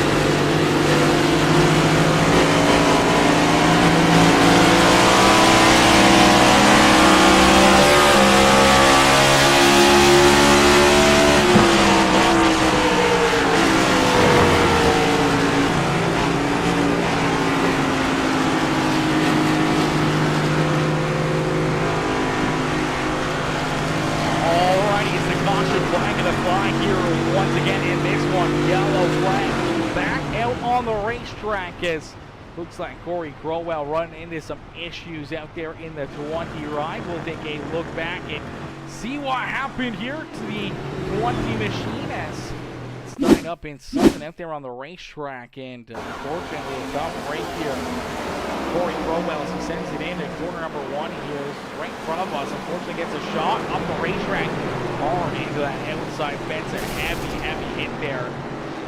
20 ride of Corey Crowell, and that made South Motorsports ride some heavy damage. Midwest Motorsports ride some heavy damage there down into the infield grass. He's going to take that car down pit side, and a heartbreaker for Corey Crowell, who was up inside the top 10, having a good run here, trying to keep himself out of trouble and having a good day at the racetrack. And unfortunately comes to a close right here. A little contact into corner 1 and just up into the outside fence. Heavy damage. You hear that bottom end, the motor exploding there on that 20 ride as well, and unfortunately that thing is just going to keep rolling forward and down to the infield before it's finally going to come to a rest for possibly the rest of the day here as he's down pit lane getting work done to that car. He'll try to get it repaired and back out onto the racetrack as possibly some great pit strategy by everyone else that pitted not too long ago, as the rest of the field now down pit side here.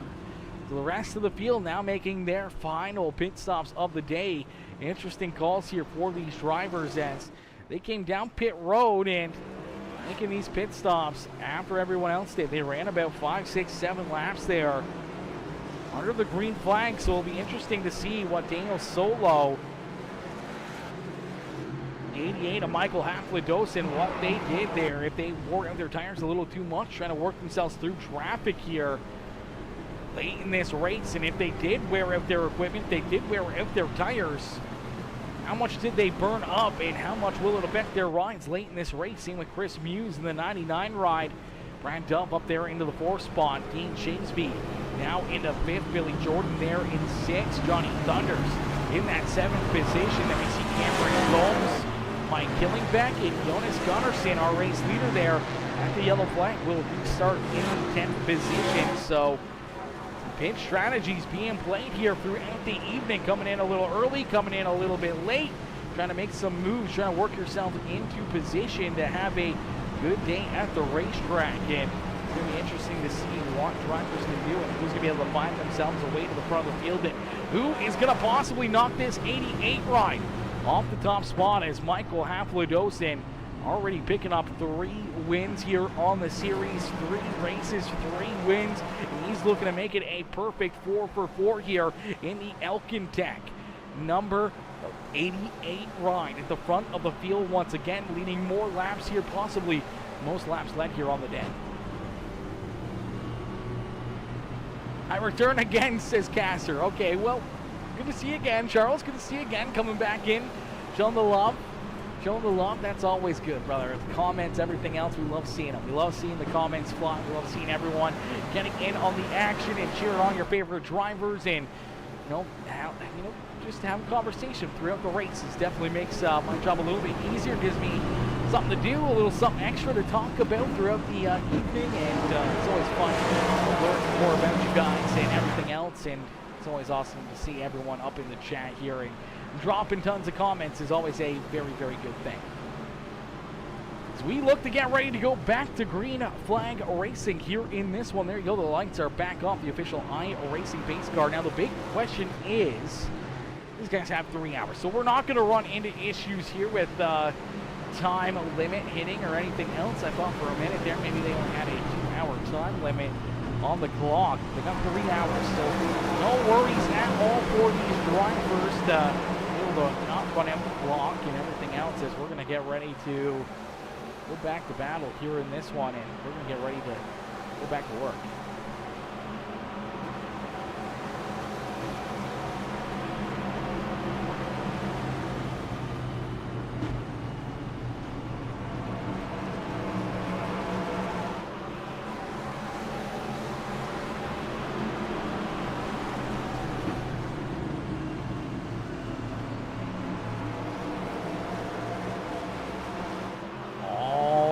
Is that pace car going to make that hard left-hand turn? Back down pit side. Michael Haflidosin, Daniel Solo, 1 and 2. They're going to head into the Geico restart zone, and we'll get ready to go back to green flag racing here from Gateway Motorsport Park as quickly the green flag back out in the air. A great launch there for the 88 of Michael Haflidosin. A great launch for the 13 of Daniel Solo as they quickly pull away from our third place driver, Christopher Muse. As Muse there in 3, see Brad Dove hang on to it. Dove almost going around right there. 25 probably almost losing it out at corner number 2. Keeps it pointing in the right direction. Unfortunately, he's going to lose about 10 spots on the racetrack, and if not more, as he tries to build up speed here and bounce to the inside. Orion Windy here for the 14th spot on the racetrack. It's Michael Haflidosin out in front, looking to pick up his 4th checkered flag. They're wrecking down the front straightaway. Couple big hits. Lance Brantlinger's going to go around. Mike Killingbeck turned around there as well. Adolfo Castillo, Johnny Thunders, heavy damage here on the 60 ride.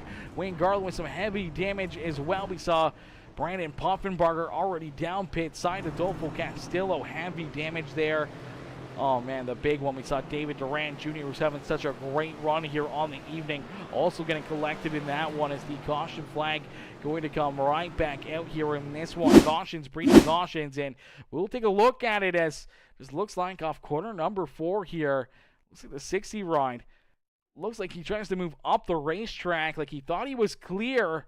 Unfortunately, Mike Killingbeck was there. He has to quickly dive out of the way, and then gets a shot right there as he got out of the throttle. The 51 ride gives him a shot into the back bumper, and fortunately it spins him up into the 70, gets him sideways, and then Killingbeck, the 3 ride of Al Reed, getting some damage into that one. Looks like Ryan Windett just barely able to get through that as he slides through there. The 8 ride, heavy damage as well, comes down the racetrack over the nose of the 70 ride, goes around, and then you see more contact here as Wayne Garland and the 31 ride come together down at the bottom side there. That's a big hit right there from Wayne Garland as he's trying to get up and out of the way here, and unfortunately hard into the 31 ride here of Adolfo Castillo, and not what he wanted right there as he gets heavy contact from the 84. He goes for a big slide and some heavy damage there for himself, and heavy damage for a lot of our competitors here on the evening as the crew will go to work on fixing these rides. The crew will go to work on cleaning up this racetrack, and we'll get ready to go back to green flag racing here in just a few more moments. Yo, what's good, Jason? Mr. Gonald's coming in, showing the love. What's good, Jason? How are you, my dude? Jason coming in, showing the love in this one. Says, what up, brother? What is up, brother? Coming in, showing the love here in this one.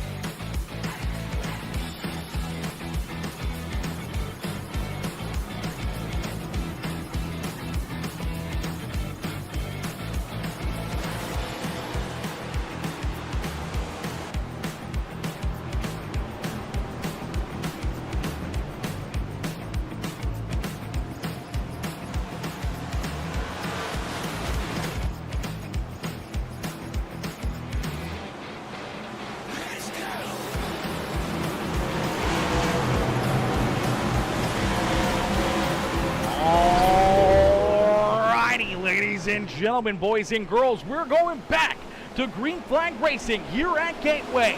As inside 20 laps left to go here in this one, 19 laps left here in this race is the 88 ride. Michael Haplodosin looking to go perfect 4 for 4 here in the series as he's out in front. He's got his teammate Daniel Solo right there behind him as Bluey up into position number 3 here. Dean Janesby there in that third spot. It's got Christopher Muse, Cameron Gomes right there behind him. Billy Jordan right there as well in 7th. But here comes that 11 ride of Jonas Gunnarsson. Gunnarsson working himself through the traffic. Is hang on to it. Ryan Windit gonna go around, pointing the wrong direction here. Gets a piece of the 49 ride of Kurt Sponsler. The 8 of Lance Brentlinger getting collected. Oh no, a few more drivers in there as dropping a nuke down the front straight away, and unfortunately that is a fall-out afternoon here for the 49 rider. Kurt Sponsler having such a great evening and heavy damage here on that number 49 ride now. Hopefully he's got that quick repair and able to use it here as the caution flag coming back out. Cautions breeding cautions here this evening, and unfortunately Ryan Winded, he gets a little loose here at a corner number 4 and just up into the outside fence, then trying to hang on to it, nowhere to go for him and Al Reed as Reed gets a good piece of him. Spins that 40 right around and then he clips just 3 other drivers there. As take a look at all those drivers as they all get a piece of him here. We'll start with Kurt Sponsler. Sponsler goes for a wild ride here after the contact. He just narrowly avoided this. Tries to get down underneath the 40 and just gets clipped and comes down over the nose of David Duran Jr. there. And unfortunately, heavy damage there for that 49 ride. We also saw Mike Killingbeck and the 8 ride also getting into that one, as well as Killingbeck trying to get down low enough to avoid contact. And there's another driver that just unfortunately didn't see it early enough and gonna get checked up all over the back bumper there. The syndicate number 02, the Land & Sea SNB machine, as Lancaster getting a piece of that one, just narrowly avoiding the 40 ride. And see if we get a good look here on board with Lance Brantlinger, as Brantlinger coming out of quarter number 4 here. Gets a good look at it and unfortunately just can't avoid this number 40 ride and just heavy contact as the rear end kicks out right in front of him. And heavy damage there for him. Heavy contact and a destroy number 8 right here on the evening, as we'll get him stacked up, racked up, and ready to go back to Green Flag Racing. We did see that 02 ride of Chad Lancaster just narrowly avoid that wreck there. He got a little bit of rear end damage, but not too much, as the Land & Sea NSB machine still up inside the top 20, just about inside the top 15 here as that Syndicate Racing ride. Looking to have a good evening here, as we'll get a quick word in here from our newest sponsor there, not only on the 02, but the newest sponsor here in the Outcast Racing League, Land & Sea NSB.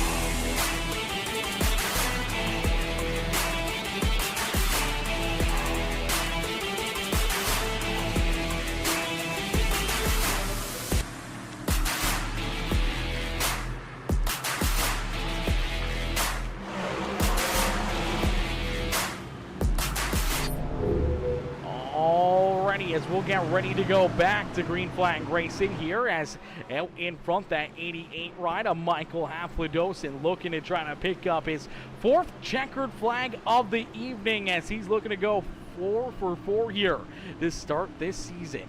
As these drivers, each and every one of them, ready to rock and roll, ready to go to battle here in this one. Charles says, do you ever get bored of showing the sponsors and hearing the same music? I don't. I actually can't hear any of the music that happens, and usually as commercials are playing, I'm reading through comments and emails and everything else in Discord to see if there's anything I'm missing or anything else, and obviously checking on stream quality, stream efforts, and everything else, making sure that everything is working fine, and at the same point in time, giving myself a little bit of a break, a little bit of a chill pill there where I can get a drink in and make sure that the throat is good, everything else is good. Obviously, longer broadcasts, longer streams like this, you got to make sure you're hydrated, you got to make sure that you keep yourself lubricated to not have your voice die and dissipate in a quick hurry. If you don't, you're gonna lose your voice. And sometimes we do 2 or 3 races a day, and you gotta be highly liquid India. Shout out to Monster Energy for always keeping us hydrated and full of energy here for all of our broadcasts on PeaceMaker Gaming as we are back to Green Flag Racing. Michael Haflidosin, another great restart as Daniel Solo sinking right there with him, though. A great restart for himself as the Elkin Tech 13 ride after getting tied up in an early race incident there at the beginning of stage number 2.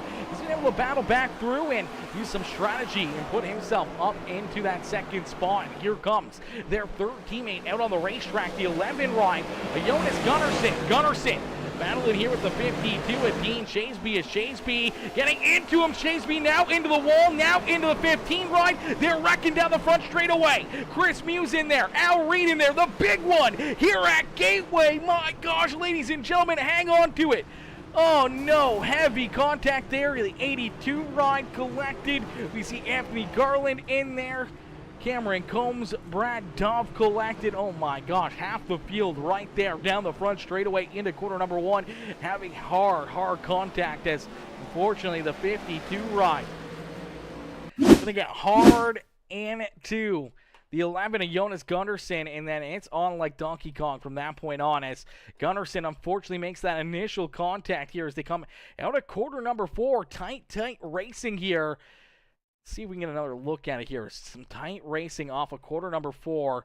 The 11 right and the 52 make contact right there. As they make contact down this front straightaway, they're both just trying to stay off each other. Unfortunately, the 52 gets launched up into the Geico restart zone wall, and then Gunnarsson slides down to the inside wall. The 52 bounces off that wall into the 15 of Cameron Combs, into the 99 there of Chris Muse, and then they wash back up the racetrack, and this is where things get out of control as there is not a lot of room left on the track here for drivers to get through. The 14 ride of Billy Jordan just barely getting through that. Same with Al Reed, but he does get a big piece of that. And then you see, oh man, the 25, the 82, the 51 of David Durant Jr., Anthony Adolfo Castillo getting collected in that one as well. Heavy contact here for a lot of our drivers. Oh, hard into those infield tires there.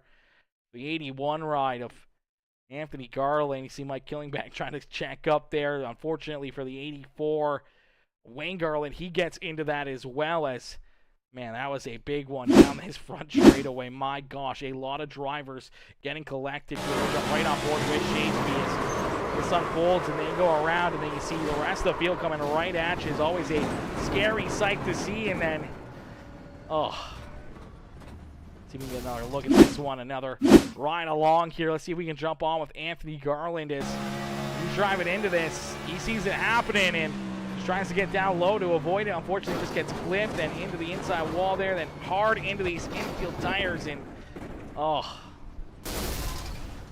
hear that bottom end falling out of that car. The engine expiring. A tough break there for him. Tough break for Adolfo Castillo here as well, as he's going to get a hard piece into this one as well, as he's just trying to get through the mayhem and the carnage here in front of him, trying to get checked up, down low and out of the way. And unfortunately, Shaseby, the 51 ride, both going to get a piece of him there. He gets into those infield tires as well, and carnage here at Gateway. A lot of cars, a lot of carnage already here on the evening. A lot of guys getting tore up and out in front.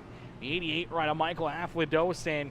He doesn't mind seeing it. He just wants to make sure it's all back there behind him and nowhere near him. And so far, he's been able to avoid all of these incidences. Daniel Solo got collected in one early on in the race, but he's been able to rebound as Chad Ragsdale also been collected in one. He was able to rebound through that. And then see Billy Jordan, Al Reed there rounding out our top 5.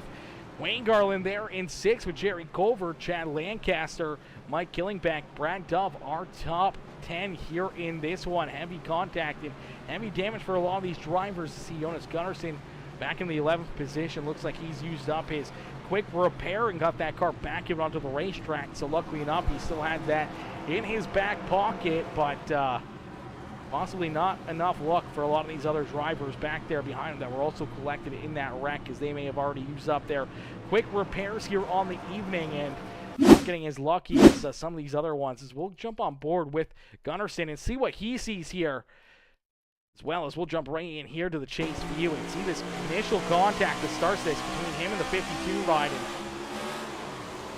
unfortunately down into the inside wall, and the racket there in front of him. He spins sideways. Actually, not a whole lot of damage on the 11 ride. A little bit of front left damage, but really not too much. He may have been the lucky one out of the bunch to get collected right there. So, lucky break for him. Unfortunately, not as much of a lucky break for this number 15 ride of Cameron Gomes. Has got nowhere to go, gets collected and then turned, and he's just on for the ride here, and everyone else driving in there as well. Heavy damage there for him. A couple heavy hits. Brad Duff collected there as well. Tough break there for the field, man. Tough break for a lot of good drivers out there on the racetrack, as the lights are off the official iRacing pace car. That means we'll get ready to go back to green flag racing here in this one. Action will pick back up here in just a few more moments, as P. Johansson says 52 again. Yeah, unfortunately, Bluey having a tough day today at the racetrack, that is for certain. Bluey definitely not having a great time out there, and was having a good run. Looked like a good rebound after getting collected early in a few wrecks, and then up inside the top 5. Just not enough room to play out there for Bluey, and unfortunately that may put him at the back of the pack and out of this race, as I'm assuming that's going to be another quick repair used up by him, but he doesn't have another one, so he is still parked down pit side. As we are back to green flag racing, Michael Afladosin have seen that green flag fly here. Once again, leading this field, looking to pick up yet again another checkered flag here, looking to go perfect, 4 for 4 here on the opening of the season, as he's already went 3 for 3, looking for that 4th win in the 4th race here. And he's looking to get it done. He's got his teammate right there behind him. A little bit more contact back there behind him. Is 3-4 wide here. Down through 3 and 4. Everyone trying to get everything they can. Contact. Around goes Al Reed. Around goes Mike Killingback.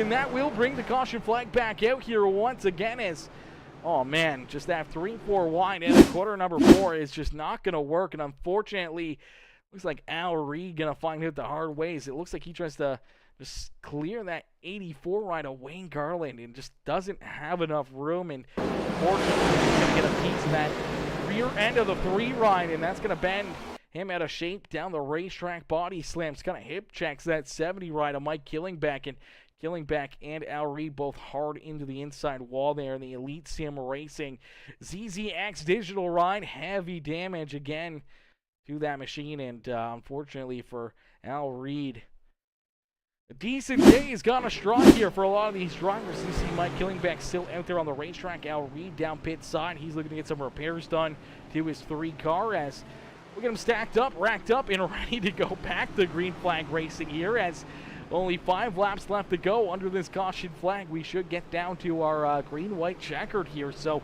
we're going to see a green-white checkered finish here at Gateway. The only question is it going to be the only one?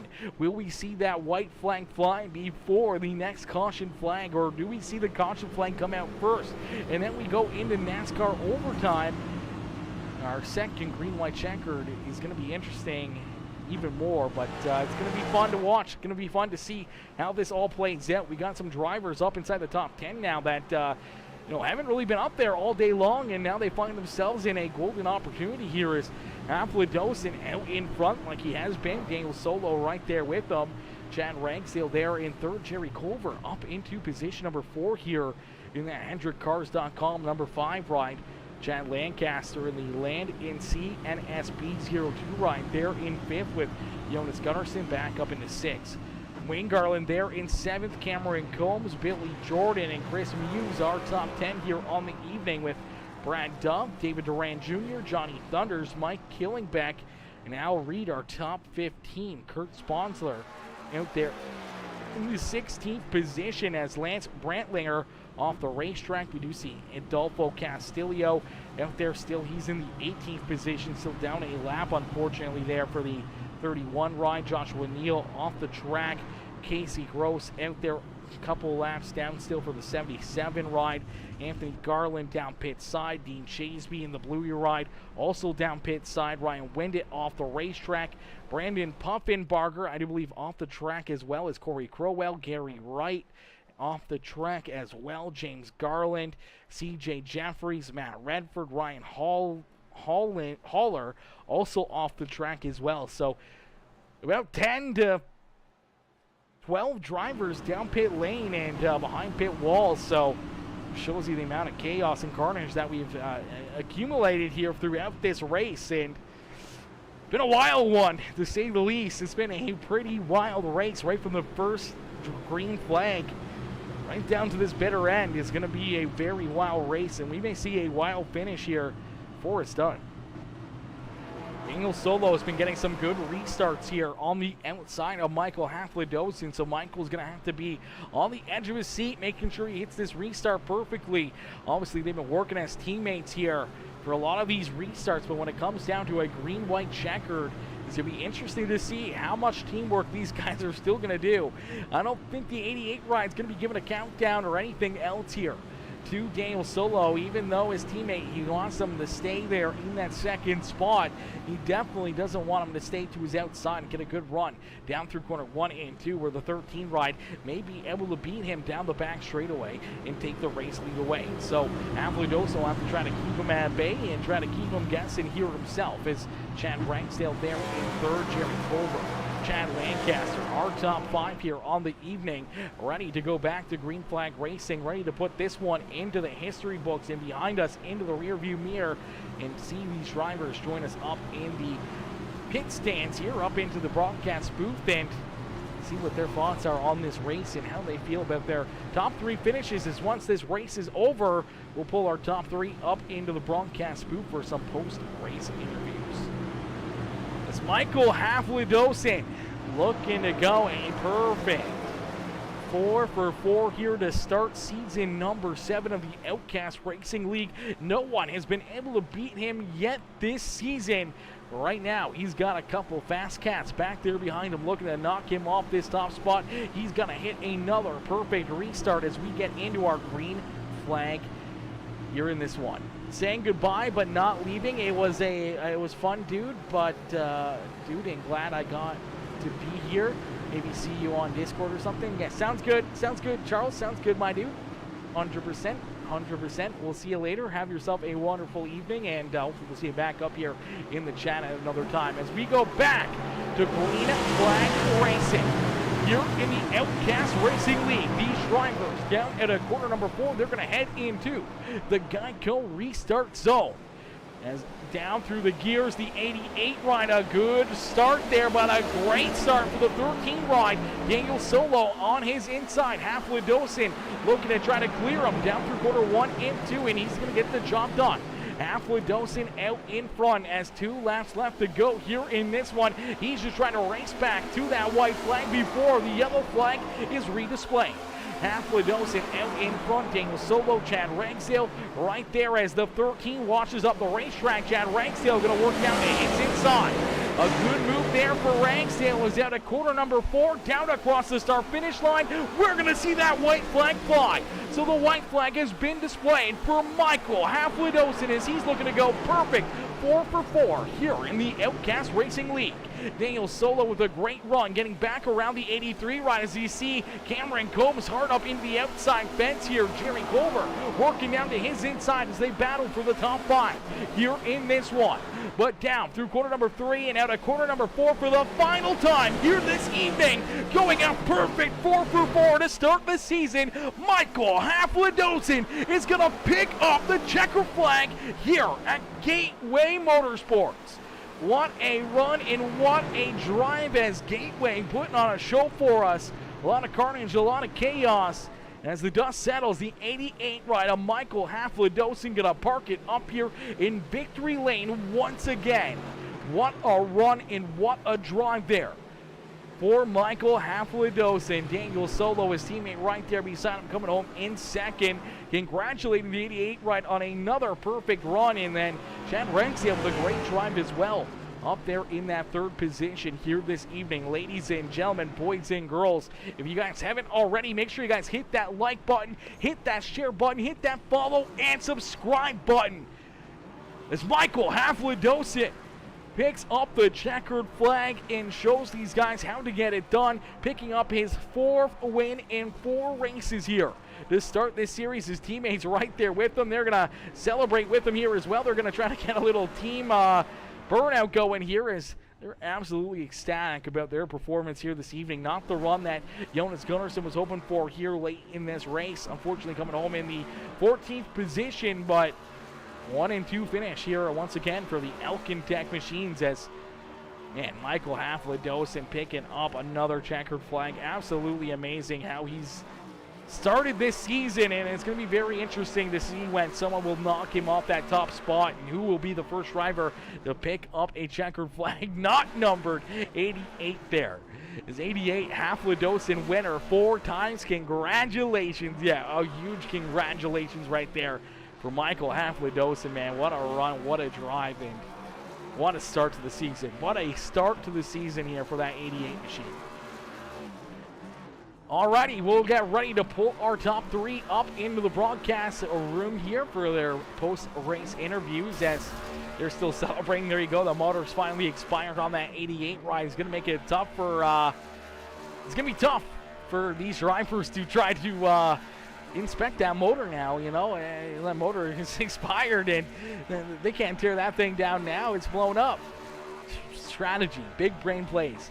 No, we don't tech anything. iRacing only allows us to do so much. As we'll get ready to pull Michael Haflidosin up into the broadcast booth right now for his post-race interview.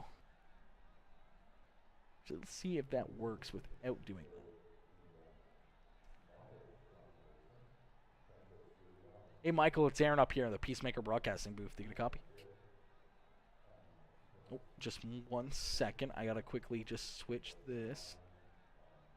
Oh, what's going on with that? Oh, that's the wrong one. That's the one. Perfect. All right, Michael, my boy, what a run, what a drive as you're able to get that 88 ride again into victory lane here as you park the 88 ride for the 4th time in 4 races into victory lane, man. Take us back through this race, and how does it feel to be, you know, the first 4 times in a row winner here of the series? I don't think anyone's ever done that, at least not that I have seen personally here at the Outcast Racing League, and definitely nothing that we've seen here on the asphalt in a very, very long time. Yeah, I've got qualifying really spot on. P1, 2, and 3 for the team, which is super good. Just took it nice and chill the first stage. I've actually been away the entire weekend, so I haven't practiced anything, so just like kind of getting into it as we go.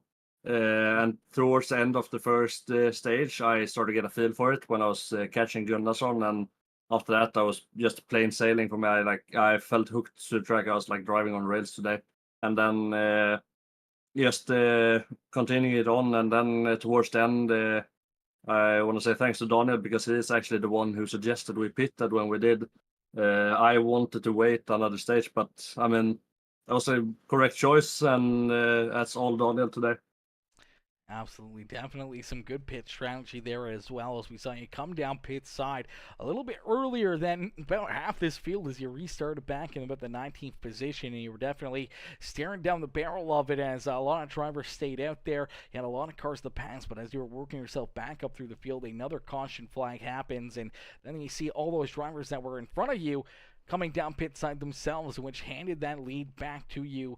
Fresher tires, some good fuel in the car. You're cruising all the way down to this checkered flag, but you knew that you had your work cut out for you as Gunnarsson looked very, very fast throughout this evening, and Daniel Solo there at the end get some good restarts, putting a little bit of pressure to you there, but knowing that he's your teammate, but knowing that he wants to win just as badly as you do, definitely had to have you a little bit nerve-wracked there in that final green-white checkered.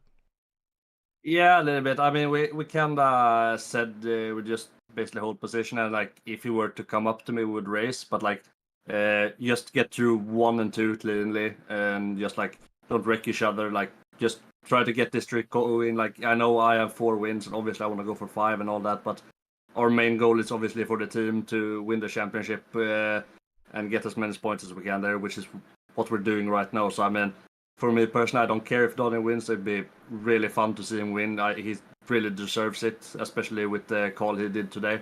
And yeah, it's mainly just to get the teams winning. It's our only goal, basically. Absolutely. Well, you guys have been able to do that every race so far as you park this 88 ride back up in victory lane. I'm sure there's a lot of other drivers that are envying this 88 machine here again this evening, knowing that they want to be up in victory lane. But you're able to pull one out of the hat here once again and park yourself up in victory lane. We see you get a brand new paint scheme on that 88 ride. The ElkinTech.com machine looking very, very fast and looking very fresh out there on the racetrack. And whoever did that paint scheme, you're going to have to tell them to add another winner sticker to that chassis. That's also going to be Daniel's job, unfortunately, for him.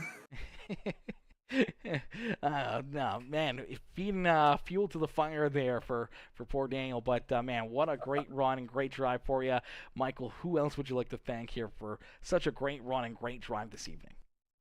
Yeah, of course, I want to thank Daniel and Jonas. I mean, Jonas also deserved a win today, like qualifying on pole. He did a really good run. It was unfortunate towards the end for him. But yeah, Jonas and Daniel, just for being here and having me as a teammate, it's really fun driving with them, and I love every second of it.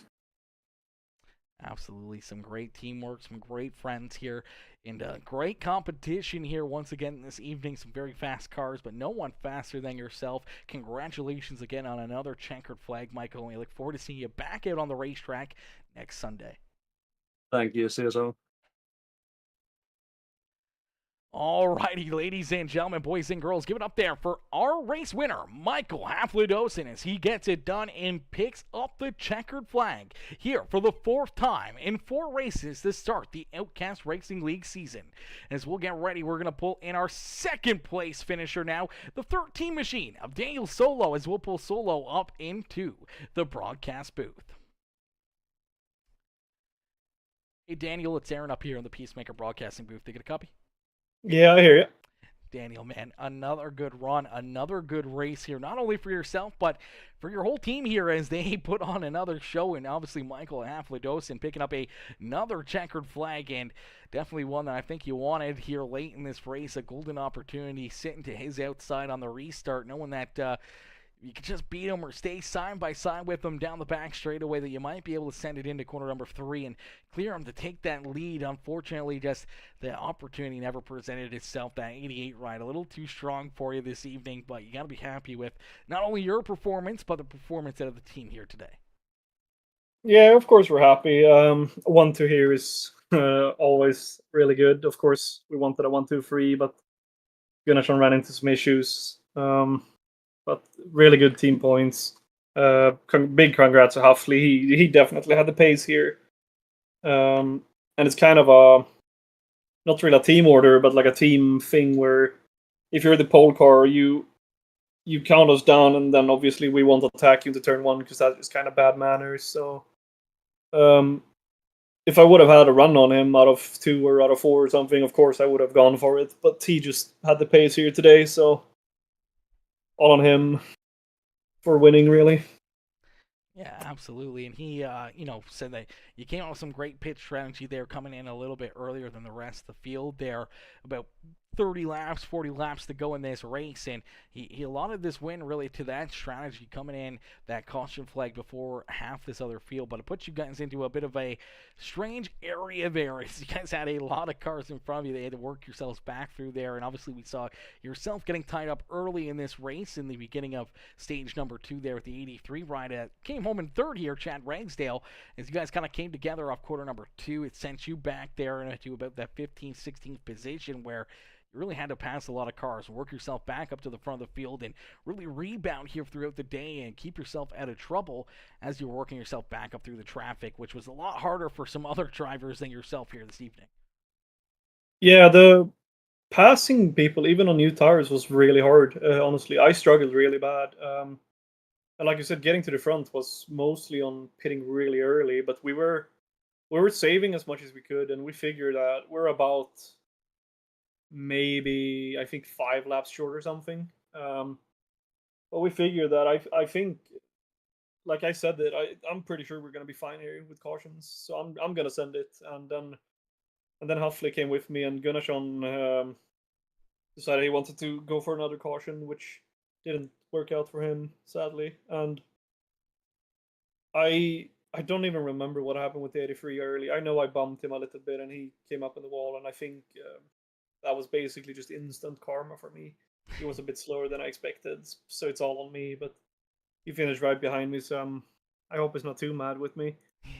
Yeah, I'm sure there's probably no hard-fought feelings there as he was able to rebound himself there for a solid third place run. And obviously, we saw you guys come down pit side there at the end of the stage. He stayed out and didn't take those fresh tires or anything, so definitely a little bit weaker tires, a little bit slower car there as the pace falls off quite a bit here at Gateway with those fresh tires to the older tires. And obviously you just got into him there a little bit, watched him at the racetrack, and unfortunately as he got into the outside wall, he kind of just bounced off that outside wall as he went to the straightaway, and that's what put him back up into you. And then he went for a bit of a slide, and three guys lost a lot of those spots, but good enough for Ragsdale to rebound here himself. We'll talk to him in just a little bit, and if you tune in, you'll be able to hear his thoughts on it. But I'm sure there's no hard-fought feelings. A lot of drivers, obviously, with this league, we've seen an abundance of caution flags. You got to have the mind of a goldfish here pretty quickly and just keep forgetting what happened in the past and just keep moving forward to the next race and try to rebound and have better runs. And obviously, it can be frustrating at times with an abundance of caution flags, and definitely makes the evenings a lot longer for you guys, and especially if you're running at the front of the field and just cruising there behind the pace car for more laps than what you run green flag laps can be mentally straining here for a lot of drivers. Oh yeah, for sure. First stage was pretty fun. I think we only had one caution, and then we had some pretty good racing there. Yeah, first stage was perfect. Oh yeah, and then I don't know if you realized, but for those late cautions, we played a little game of trying to get as close as possible over the finish line to get the number as small as possible, and we made it with 1,000 one time. Just stuff you got to do to keep yourself entertained, really, because. Hey, Cautions what? aren't fun. No one enjoys them. But it is what it is. Still a good race here. And I need to apologize to Al as well. I completely sideswiped him out of the corner. I got a bit loose and sadly I tank slapped him while he was running up there with me. I really didn't want to do that. He's a nice guy and all. So that felt pretty bad. Yeah, absolutely, brother. Well, Daniel, a great run and a great drive here as you park yourself up into position number 2 on the evening. A solid run and a solid performance. Who would you like to thank here for such a great run today? Thank you. Is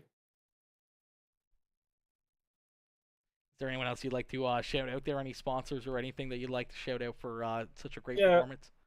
Of course, the team, Gunnarsson being here, Huffley, all our sponsors, Alcantech, Nyman, Almitech, and Braincrow.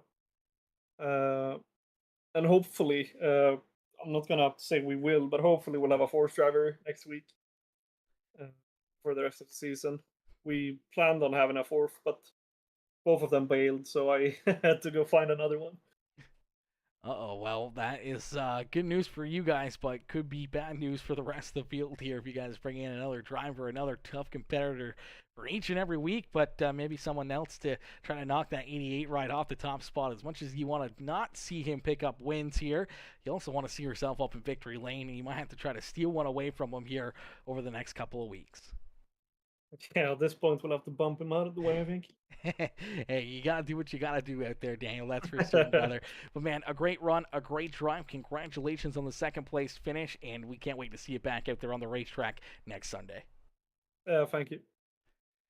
All righty, ladies and gentlemen, boys and girls, give it up there for our second place finisher, Daniel Solo. Is Daniel coming home there in position number 2? Wayne Carter says, what happening? Where'd the race go? Unfortunately, Wayne, the race has come to a close. The race is over. They are done. They are finished. You can go back and re-watch it if you would like, or catch up on the rest of the race. You can go play back there. YouTube allows you to play back while we're still live, so you have that opportunity to go check out the action that has unfolded here in this race, as we saw a lot of action all evening long. And we're going to get ready for our third and final interview of the evening as our third place driver, Chad Ragsdale, up here waiting patiently. We're going to pull the 83 ride up into the broadcast booth. Hey, Chad, it's Aaron up here in the PeaceMaker broadcasting booth. Take a copy? Yeah, I do. Chad, man, a good race, a strong run here today. Obviously, we saw you get tied up a couple times, a couple incidences out there on the racetrack, but you're able to rebound and come home with a very solid third-place run behind 2 fast cats there in front of you. Yeah, man, I don't know who I pissed off, but, I mean, getting run into there after the end of stage 1 was. Everyone knew I was on all tires. I don't know why they drove it in there so deep. And then Gunnarsson late in the race, under yellow, got into Billy and collected me and made my damage even worse, which even frustrated me more with the night I already had. So it was a tough one for sure. Absolutely. Definitely a frustrating afternoon for a lot of drivers out there on the racetrack. Everyone kind of trying to survive here. A lot of carnage. And if you get put deeper in the field, man, there was not a lot of room for you to go there. We saw that a few times throughout this race where, a few cars go around on that front straightaway and there's just really nowhere for you to go. And a lot of drivers get tied up. A lot of drivers get heavy damage. And we saw, 10 or 12 drivers, unfortunately, getting DNFs on the evening and not being able to finish the race. So you definitely got to, be thankful a little bit. You're able to still survive and keep yourself out of trouble there later on in the race, and being able to bring it home in third has got to feel pretty good. Obviously a little bit upset, a little bit pissed off. Sometimes makes you drive that car a little bit harder and a little bit better there late in the race, and you're able to put yourself in position for almost the second place there as you're battling with that 13 ride of solo there for position number 2 during that green-white checkered. Yeah, man, it was for sure. I mean, for how tough this track is, we had a good night. I presume with our group. I mean, not a lot of cautions, but when there was a wreck, you wrecked big. That's the only bad thing, especially the front straightaway. It's a funnel, and other than some bonehead moves, passing I didn't think was too hard. I came from the back 6 times.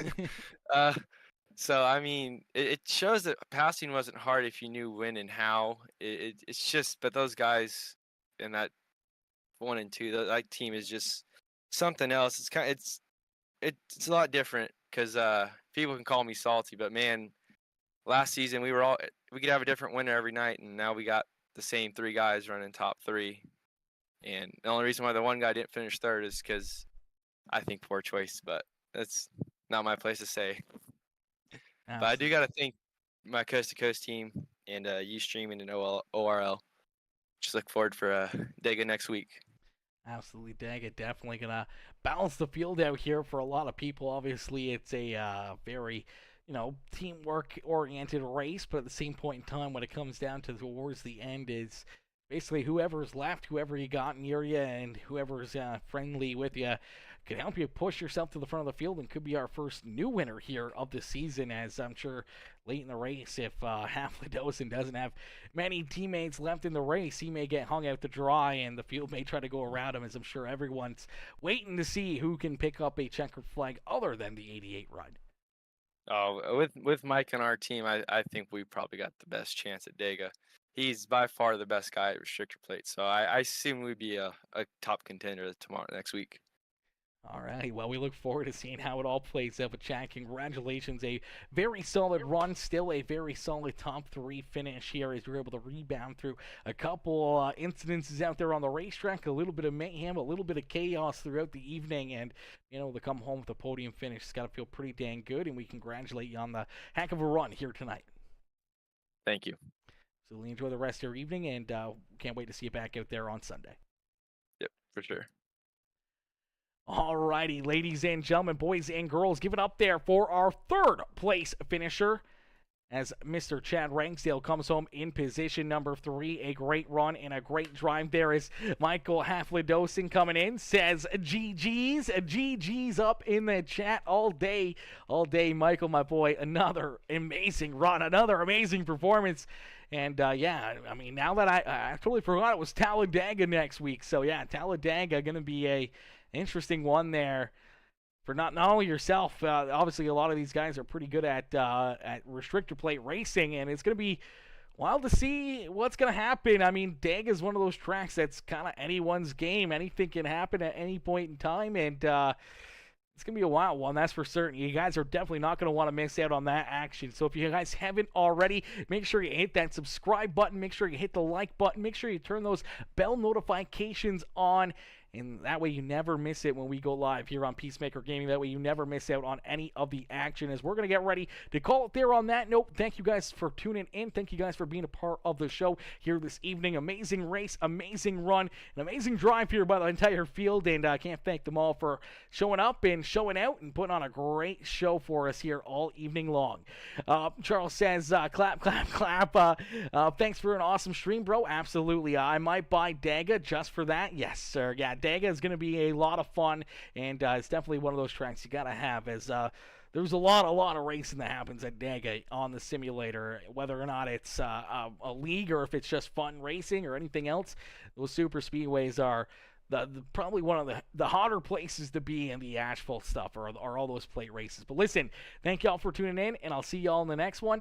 Peace out for now, ladies and gentlemen.